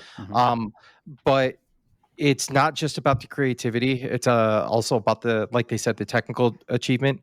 And when you are in the middle of a thunderstorm and the rain is hitting, and it sounds like rain hitting the wind, hitting the rain hitting your face. I think Death Stranding 2 did a lot more in the technical aspect. I think there's a lot of good art direction for sure in Clair Obscur, but I think the execution in Death Stranding 2 was not by a country mile, but it was ahead. And I think Clair Obscur is a beautiful game. But I think there were some things. It's still a little rough around the edges, and I encourage anybody that's going to scream at me about this, and not you guys, because we'd love to shape the conversation here. I encourage you to, now that 6 months has passed, go play Clair Obscur, and then compare it to what was done on to Death Stranding 2, and it has its rough edges. That's fair. The graphics aren't top of the line. They're just not. They're not. No, and like, my jaw dropped in that game for different reasons, and that's Supermoon and Death Stranding 2. Yeah, some of those things. That was so cool. Thank you. That Matt sent me a picture of it. I got one, but the one he sent me was perfect. I looked at it and went, that's Death Stranding 2. That's the feeling of isolation. That's what this game is about from a technical standpoint. Yeah. I love that picture, man. That thing damn near became a desktop background for me. Oh shit, really? Yeah, I'm happy to hear that. keep in mind, folks, Death Stranding 2 is the game that's getting teenagers across the pond in the UK access to the internet. Yeah, because Norman Reedus is like I said, the models and stuff, what he has achieved, it's unreal. So that's where I had to differ, gentlemen, at least on this one, for now. And Death Stranding 2. I love it. Yeah, love it. Best narrative. So for outstanding storytelling and narrative development in a game, we have Clair Obscur, Expedition 33, Death Stranding 2, On the Beach, Ghost of Yote, Kingdom Come Deliverance 2, and Silent Hill F. I started with Matt, or Caleb Bo. So we're going to start with Caleb now. This was actually a really hard one as well, until it wasn't. Honestly, like it was just like the power behind Death Stranding 2's narrative was almost unequivocal for very different reasons, right? I mean, it just it hit you in different ways. The thing about my choice is going to be Clair Obscur, clearly, because Kojima's weird, crazy bullshit that works is great for someone like me. Clair Obscur's narrative was just kind of perfect the entire way through, beginning, middle, and end. I could not find any flaws with the narrative specifically when you're talking about something that is quite literally like an art piece, right? And Kojima's is very artistic as well. Like, I don't want to take that away. It was really, really close until I sat down. I was far enough away from both games. Like I played them months ago, and I just thought the one that resonated with me, that would stick with me for a lot longer, is Clair. Like that will be with me for a long time. I won't forget Death Stranding 2, but Claire's was just really powerful for different reasons. And I think part of it is because of, again, my upbringing with the cinematic, again, not taking anything with away from Death Stranding, but the music, the world that they built, the performances, just everything about it. The narrative really hit hard for me with Clair. It hit like hard -1 with Death Stranding. It's real close. Like I don't want to make it sound like it wasn't close, -61. It's So for me, it's Clair. And respect to Ghost of Yote, respect to Kingdom Come Deliverance 2, and Silent Hill F. But like, you knew you were coming in with these two big dogs. It's not even close between those two and the other three. Like I think Clair and Death Stranding, either one of them could win, and I would be happy. But I would vote for Clair. Right? Yeah. That's good. I respect it. What about you, Matt? So I've played 3 of these, beat 2 of them, and yeah, it's really no contest for me. Clair.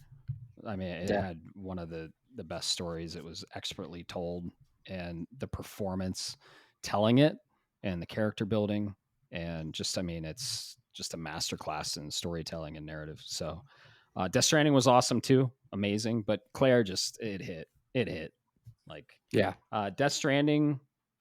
Clair, I was smiling ear to ear the entire fucking time, and I was having a blast with it. Or crying, right? Right. Yeah. Oh, yeah. Smiling or crying half the time for sure. My heart ripped out and then put back in and then ripped out again. Yeah. So with Death Stranding, I did hit a lull where I was like, okay, like I'm having fun, but this is kind of it's overstaying its welcome a little bit, and then it hits the next story beat, and you're like, okay, cool. With Clair, never felt that one time ever. It was just a roller coaster of emotions and character building and the artistic struggle, the whole time. So Clair, easily. That's fair, man. I respect that decision. Bo. He's a deep thought, man. Because he's like me. He's torn. I could see it in his For eyes. me personally, it's Death Stranding. Yeah.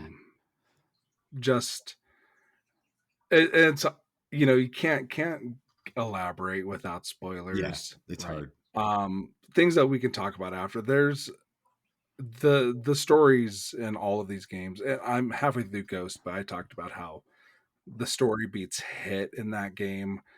Silent Hill it fucking rocks. You have to play it 3 times. I'm on my 3rd playthrough. The first ending is the worst of the 4 that I've seen. There's 5 endings. I've seen 4.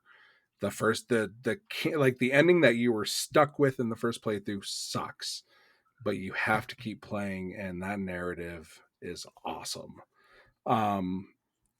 Claire's great. I think where I'm kind of held back is like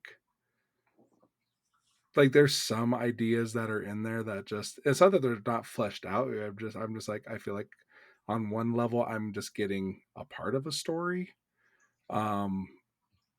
Where I mean there is like a resolution in Death Stranding, and those story beats, I don't know, I felt myself a lot more emotionally connected. Nah. On many levels, yes. Again, it's hard to discuss. It's hard to discuss without Right. spoilers, I mean, so there's a reason that the 2 longest spoiler casts were Clair Obscur and Death Stranding too. Uh-huh. Right? It's We not like nailed we're it. shitting on one or another. They're both really, really fucking good. It's Yeah. really hard to They're choose. both really good. And they both resonated with all of us. Yeah. They really did. If I can, Bo, I think I can help you with your description here or your justification, because I'm with you. Death Stranding 2. I think both between that and Clair Obscur, the narrative and storytelling, amazing, top tier. Like, but the difference for me, I mean, there was a multitude of differences. Like, I as a my background, and not trying to get to be not to be spoilery, but as a father and a husband and everything else, I found Death Stranding 2 connected a little bit more. Oh yeah. Like I said in the spoiler cast, there was one point I put the controller down and I went outside and smoked a cigarette because I was ready to just like I had to process that much. When you're telling a story and you're hitting emotional beats and you want your audience to feel the story, they both execute that on really well. But I think Death Stranding 2 did something even better. Kojima said, I'm going to make you feel X. I'm going to then call how you're going to respond to it. And then I'm going to use that to tell the story, flip the script on you again.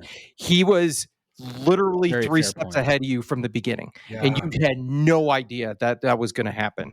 And that's why I think I got to give it to Death Stranding a little bit more. Well said. Yeah. No, I love that. The like aha moments. And again, it's hard because it's a sequel, and we'd spent time with characters already, and we're already again connected to this world, that those aha moments hit, and you're just like, damn. Yeah. Yeah. All right. Well, 2 categories left, folks. Unless anybody had here we go. This next one, best game direction, awarded for outstanding creative vision and innovation in game direction and design. We have Clair Obscur, Expedition 33, Death Stranding 2, On the Beach, Ghost of Yotei, Hades 2, and Split Fiction. Sound familiar, folks? Sounds like a very familiar deck. I do want to say Ghost of Yotei is kind of unfortunately in a bad or awkward position because from everything I understand, it's an amazing game. Yeah, it's great. And I wanted to, and not to ramble a little too much, but the conversation around Yotei, whether it's been successful or not, this just goes to show it is. But people are going to leverage it and say, well, it didn't win anything, and I'm going to have to be like, go shine it. Yeah. All right. I think I'm gonna flip the script, gentlemen. I think I'll take this one. Yeah, go for it. For you. So when we're talking about the vision and innovation in design, Death Stranding 2 is more of Death Stranding, and it's really good and it's refined. But Clair Obscur does something very unique very innovative, and it hits really well. It blends things together that should not work in a way that you're like, oh wow, I didn't think this was possible. Just from the way they do combat and with the parry and the dodge system, and the way from an RPG mechanic standpoint, the way you can customize your characters and truly break the game and do all of these great things. That's where Clair Obscur shines better than any other game this year. Yeah. So that would be my vote for this one. Let's say Matt. Sure. Yeah, I'll take it next. I'm split between. Well, no, I have a clear winner, but the second runner-up, I got to give it to Split Fiction for that last level. The design of that, like we played it together, and we were just like, "Oh my god!" Like, I didn't know video games could do this. I didn't even know this was possible. Like, how is this happening? I need to know more. But my vote goes to Clair Obscur. It's just like you said, you got the combat. They mix so many elements and so many mechanics, and they just fit it in so well, and it's so well done and so well executed. And yeah, I just loved every second of the combat of Clair Obscur. There was no time where I was like, oh, there's another fucking enemy, I gotta fight. No, I was looking for enemies to fight so I could like get the pictos and tweak my build. And the build crafting, I was telling Bo this, like I'll look up something in game after I beat the game for the like a broken build, but I broke that shit myself. I got to a boss and I was like, oh yeah, I got this. Nope, They boss broke encouraged it. me. Exactly. And then I was like, okay, now I got a broken build. There's nothing that can stop me. You get to the next wall, game breaks you again. Well, fuck, I gotta break it again. And when I got to that final super boss, I really had to like scrape the fucking pictos together and the luminous and just crack that game open wide. And that was so satisfying to do that myself and just completely break everything. Yeah, dude, I had so much fun breaking the builds and the combat in Clair Obscur. So it definitely it gets my vote. Split Fiction, that last level though, that could win on that alone, honestly. So, but yeah. Clair gets my vote. Very well put. Yeah. I totally forgot about that Split Fiction. That last level needs to be studied for level design. Yes. And taught in classes, because that was beautiful. Yeah. Caleb, it's like, well, no, you haven't played Split Fiction. This last level, like you're like, how did they do this? Mm-hmm. I'll play it with you, Caleb.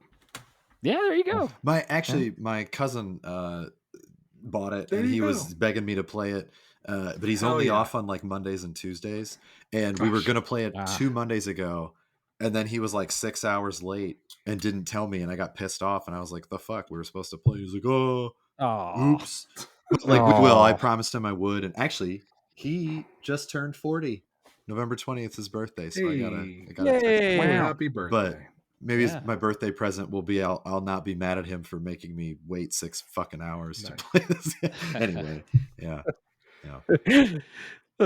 Speaking of birthday boys, all right, Bo, where are you landing in on this one, my friend? I am identical to Matt. Cool. Split Fiction needs its flowers. When you want to talk about creative and innovative, yeah.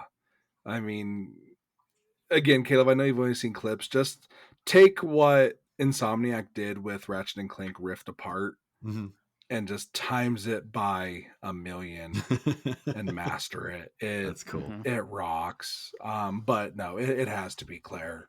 Yeah.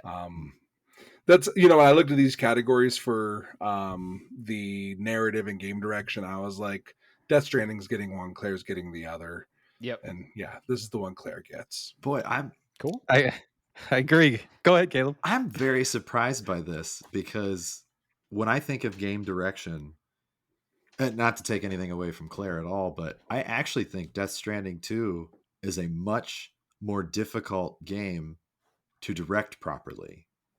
And I'm not saying that Claire is easy, not by any means. No, you're but not wrong. you have to think about the direction of a game. I mean, if you look at the category, outstanding creative vision and innovation in game direction and design, creative vision, both of those games, and I'm not saying anything against Split Fiction, I just am not as familiar.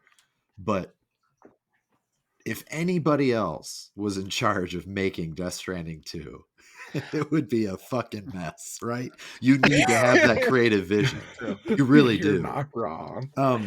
And now I'm not saying that another creative director could have made Claire just as good, but if you had the two scripts side by side, if you had the two voice actors side, or the all the voice acting cast side by side, you had the audio design team side by side, I do actually think Death Stranding 2 would be much more difficult to do without that direction, the right direction. So strangely, as much as I love Clair Obscur, I have to give game direction to Death Stranding 2.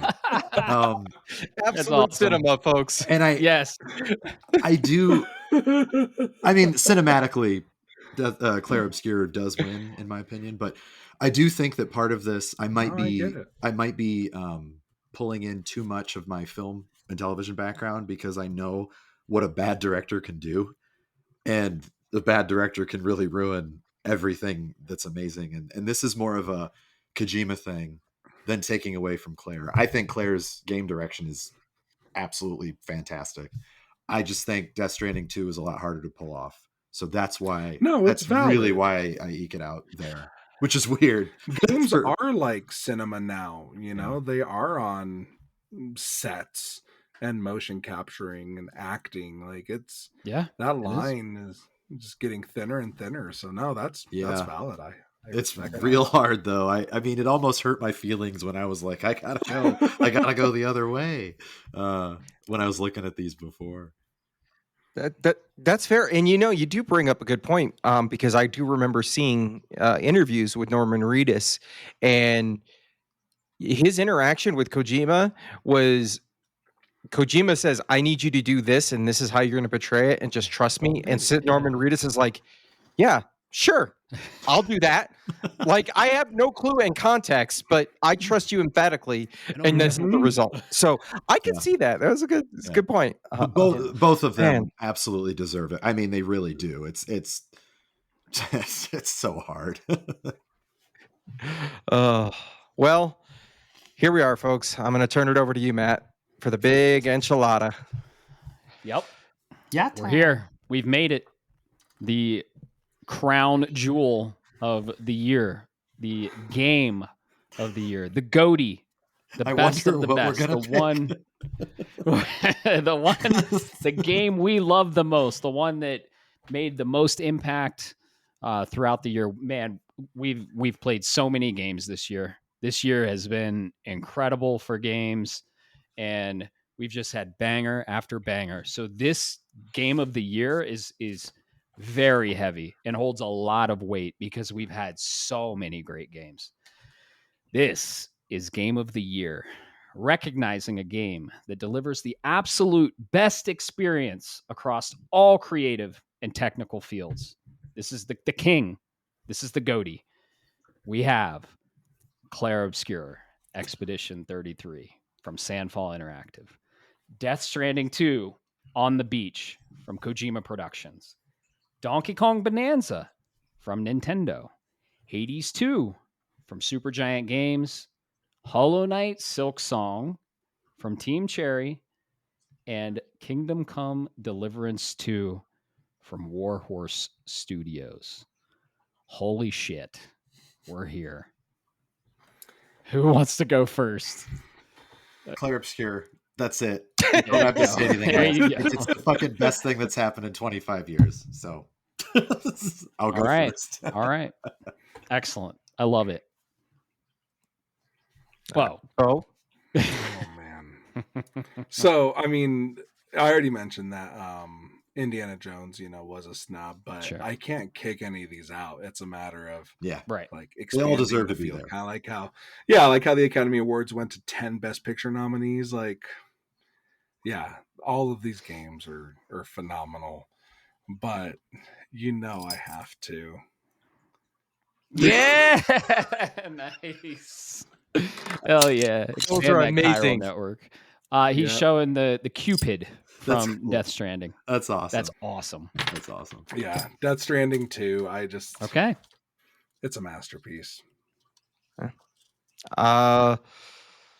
Anything else to say for it other than just it's a masterpiece? No, it's We've been talking about them like Yeah. there's so many overlapping nominees, about right? it. It just Yeah. that game just hit me. I mean, both did. Both hit me. Just Death Stranding 2. I mean, Well, I even think I said there's it not. before, where like if Clair Obscur loses to anything, it better fucking be Death Stranding too. Like Yeah. nothing against the others, just you. If you're gonna lose to the king, I believe is how I said it, and that the king would No, be Kojima. literally, it's But I do yeah. think that this is Claire's year. If they came out in different years, I don't even think it'd be a contest. I really don't. Yeah. I think it would have just been one and then the other. So Mhm. mad respect for Death Stranding 2 as well. I can't argue with your choice. It is a masterpiece. They're both masterpieces. No, Huh? tons of masterpieces this year. Yeah, great. Oh, it has There been have the been. year of games. Yeah. That's for sure. 100%. I guess I'm done stalling enough, huh? Yeah. All right. I do want to call out one last Donkey Kong Bonanza being here after being not in the other categories that lead up to it kind of feels a little weird. I just want to throw that out there. Yeah. A Nintendo tax. Mm. I know it's a good game, but like it didn't end up in. Well, we'll leave it at that.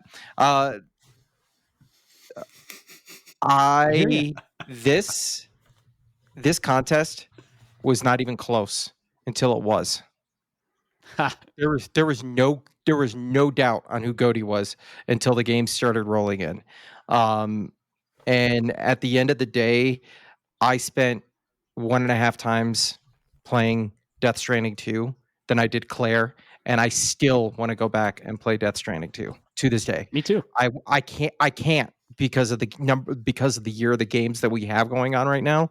And I platinum Death Stranding, but I still want to go max everything out. I want to go do all of this stuff, and I want more and more and more. And Clair Obscur is amazing, and I will play the DLC when it comes. But I left that game feeling satiated, and I don't have ever a reason to ever want to go back and necessarily replay it. So for that, Kojima, if Sakaguchi made Clair Obscur, this might be a tighter race. But for that, if you're going to lose, you lose to the king, and it's got to go to Kojima. Nice. All right. Couldn't agree more with the way that you phrased that. Well said. Well said. All right. My Now, game who of do the we year. think is gonna win? I've played 3 of these. I do think Split Fiction got a little snubbed. I think it should have been nominated, but it might have been biased. Clair Obscur. It's been a game has lived in my heart since fucking April, and nothing has touched it. Honestly, nothing this year has touched it. Silk Song was phenomenal. In another year where Claire doesn't exist, maybe. I loved it. Silk Song, I completed it, Act 1 through 3. Loved it. One of my favorite Metroidvanias of all time. Claire is special, and it has always been my game of the year since I finished it in April. It hasn't been touched. Death Stranding didn't even come close, honestly. Claire is just it's it's one of my favorite games of all time, man. Like it's from one of my favorite genres of all time. It explores some of my favorite sci-fi themes. Let's just say that. Some of my favorite movies are based off this theme. So Clair Obscur is, and I saw this game when it first was announced at the Xbox event. And I was like, holy shit. And I I drafted this game. I was the one to draft it, and I believed in it from day fucking one. The minute I saw this game, I knew it was going to be special, and I had very high expectations for it, and it blew them away. It blew my fucking expectations away, and they were already high. So, Clair Obscur, it hasn't been touched. I know I've been like, well, no one knows my game of the year. No, it's Clair. It always has been. I knew it was. It always has been. It's such a special game, and I can't wait to get a remaster one day and play it again. I just love it. It was just masterfully crafted, and it's gonna win. It's gonna fucking win, hands down. It's gonna win Game of the Year. Probably. If not, people are going to scream rigged until the end of time. I think it's gonna win. It's gonna win. Most nominated ever. Yeah. And I think this is, despite all the games, I think this is the one year that they can get away with voting for Clair and the majority being happy. Yeah. You know, it's not a God of War versus Red Dead Redemption. It's not Last of Us versus Ghost. Like, I feel like if Clair wins, people the little will be guy happy. I mean, I feel like it's not anymore, but right, yeah. I mean, Team Cherry's smaller too, so yeah. I think it changed the yeah. game. I think it changed the game quite a bit for what artistic storytelling could do, and not that we haven't made great strides. I mean, we have in the last 10 years for sure, but everybody was saying that, you know, turn-based is dead. Nobody has the patience for this. Nobody wants to deal with that shit. And then you get this small fucking team of 33 people and a dog who come together and make this like absolute ex-Ubisoft devs. Yeah, just an absolute fucking banger. The thing, going back to the game direction thing, one of the things that Clair Obscur did better than anybody else, it also had luck on its side. Everything that could go right went right. It's almost like somehow you really can't describe, because you would think that somewhere along the lines they would have lost funding or lost a voice actor or lost you know, their musician may have been poached by somebody else when they learned what he could do, whatever it would be. And instead everything was just like, no, we got this, we're just going to keep making this awesome. And then the game from beginning, middle to end. And that's not to take away from the other games by any means. It's just Clair had that. It's almost like, you guys remember, we all played Halo 3, Master Chief, when Cortana is saying that he had, John 117 had something that nobody else had, and her thing was luck. Clair Obscur had the most luck. Like, it came out at the right time. It had the right team. It had everything. It really did. For it. It's, if you rolled a dice, the 20-sided die 20 times, Clair got 19 out of those 20 times. The time it didn't was the platforming. Everything else got a fucking critical hit. Like, you know, it's just, which is insane. That's very lucky. So I do think that you're right. I think this is the year that it could win and not piss a lot of people off. I think people will generally. No, like, exactly. Yep. It definitely has this. I like how you said that luck factor behind it. It's the year that shows that, like you said, 30 people and a dog come together, right? And they make something. And I think this is what makes Clair Obscur so good, is the bar is now set so fucking high for a debut game. If they do not get 20 out of 20 on their on their rolls, people are gonna consider the next game a quote unquote failure. Yeah, it's going to happen in the. I'm not saying it'll objectively be true, but what I am going to say is they better not trip at all on their next game. Otherwise, people are gonna. It's tough. Yeah, it's tough. You're only as good as your last game at the end of the day. That's the hard part, because I'm obviously there for Sandfall Interactive's next game. I want more of the world that they've created, but they have made it so hard on themselves. Like, if they don't come out with a game that's 110 out of 100, people are going to be like, that's the worst day of my life. No, it would be like if Michael Jackson dropped the Thriller album for his debut album. Like, okay, good luck. Yeah. Right? I mean, even you can make this argument, I will not go on about this for a long time, but like the Final Fantasy series hitting its pinnacle early. A lot of people are really hard on 13. A lot of people are really hard on the recent ones because they just had like 5 back-to-back that were fucking awesome. And I'm including Tactics in that. And then when you go, like 12 is still objectively very good. It wasn't 10, but like people really hate that. And then you've got 13 where it's like 13 is really solid on its own after you've played 30 hours and you get to actually play the game, but it's really good when you take it out of its context. And I think, like, imagine if Square's very first game ever was Final Fantasy VII. They would have never stood a chance. They would have never lasted as long as they did. That's true. Because, and I'm not shitting on 8, but they built up to 7. And then they had some afterwards that were good. People were around. Sandfall, their first game was their Final Fantasy VII.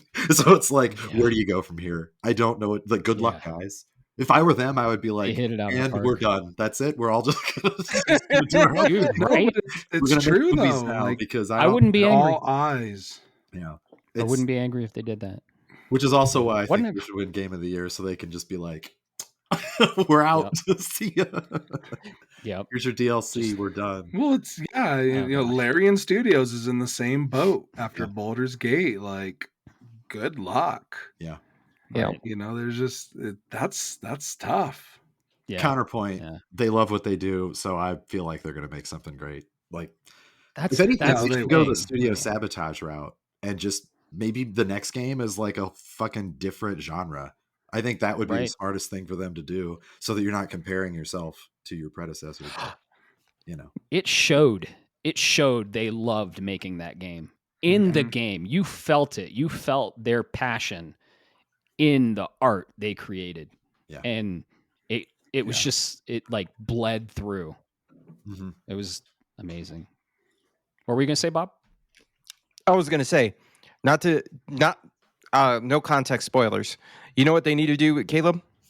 The next game needs to be Expedition 60 as a beat 'em up brawler. Dude, a 2D I would fighter. be so down with that. No, a side scroller. Yeah. Yeah. That'd be fun. Holy crap. I want to know what they look like in that art. Make me so happy. You need an art book. Yeah. But yeah, what an incredible lineup. Like I said, like, dude, Silksong is my top 3 favorite Metroidvanias of all time.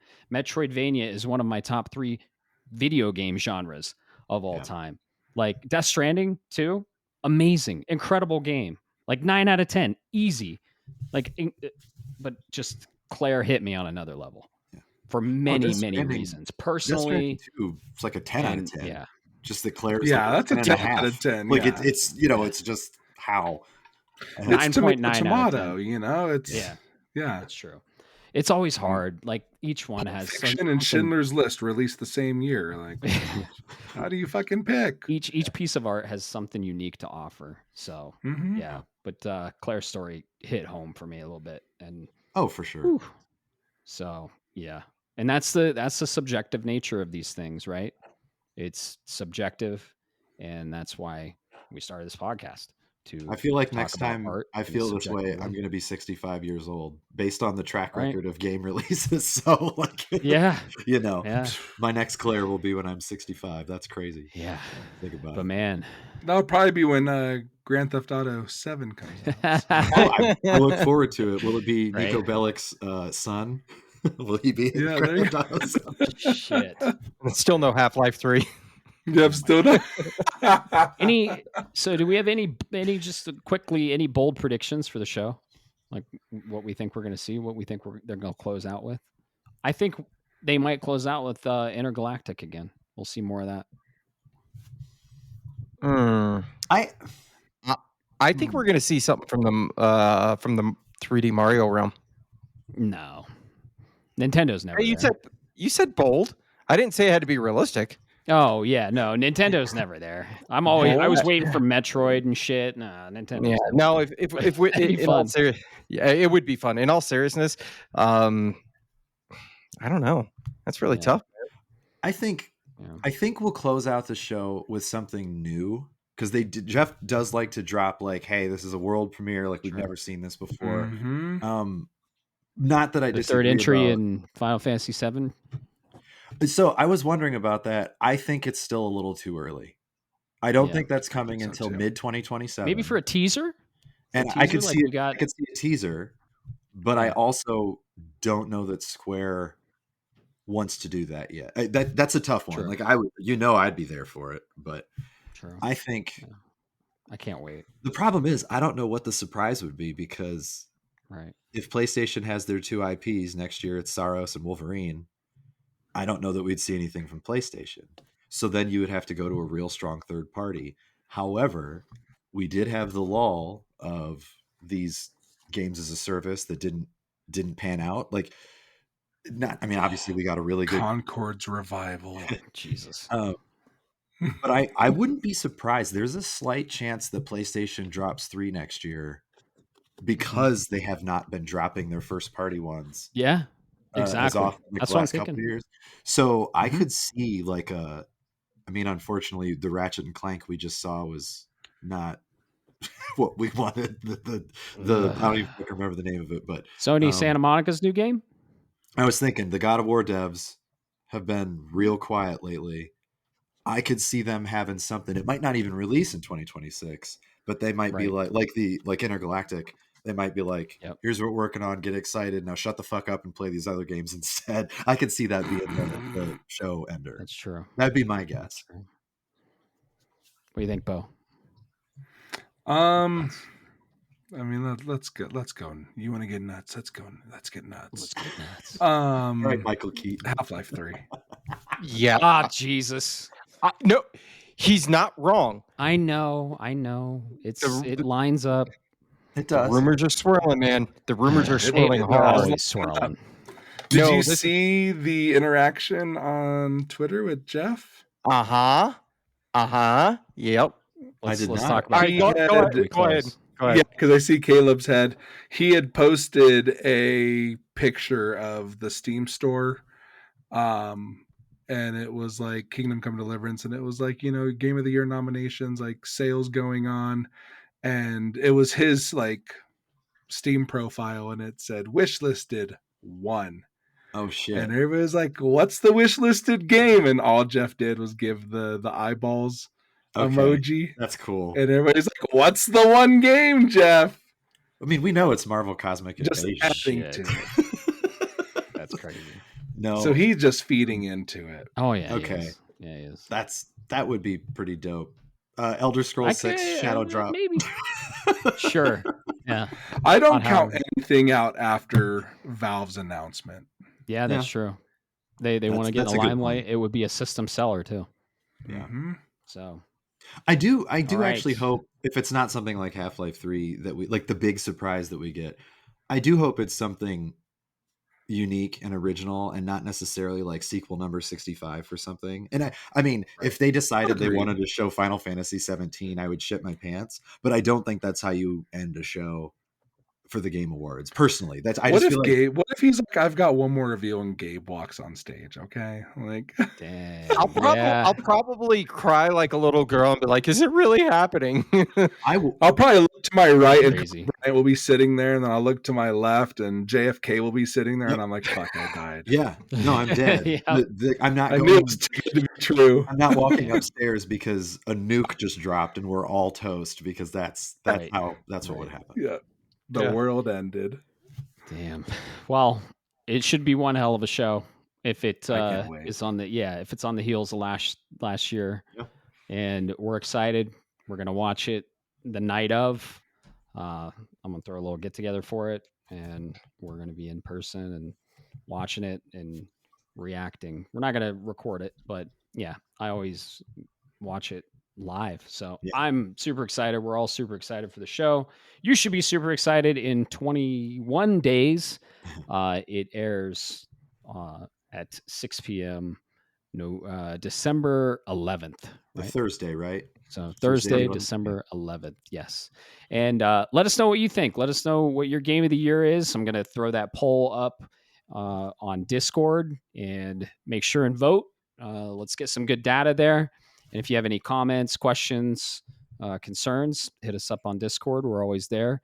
And yeah, what do you guys say we get the hell out of here? This has been a very long episode. It has been very fun, though. It wasn't This entirely has my been fault, awesome. was it? No, we had a lot to It was get all through. of us. Uh-huh. Yeah. So we all had I love thoughts. it. It was good conversation, good entertainment. It was great. We hope you all enjoyed it. And yeah, just keep the conversation going.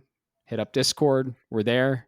And keep talking about games, man. They're the best fucking form of art. And we're about to celebrate them in less than a month. Big time. Get excited. Well, thanks All for right, well- having Bo and me on the show. It was a Yes, good thank episode you. to be a part of, for sure. It was a Thanks lot for of fun. being on the show, man. right. We really appreciate you guys joining. You guys add another level to the episode, and we really appreciate it. So this definitely won't be the last time. And thanks for joining. What are you doing with your hat, man? It's 2 a.m. here for me, so I'm Oh my slap God, happy yeah. with. It's loopy. Wait, Holy I shit. love it. Yeah, we really appreciate you being on, and we've had a blast. Clair Obscur. I'm trying to get une baguette. It's not working. Oh yeah, It's Oh not baguette. my working. It's God. not working at Yeah. all. That's another thing. I bought a baguette before I played Clair Obscur. And I, Jesus like, Christ. Yeah, I had the baguette. So. I ate a bunch Cool. in France. Anyway, Yep. Yeah, you were in France. I was. Shit. It's great.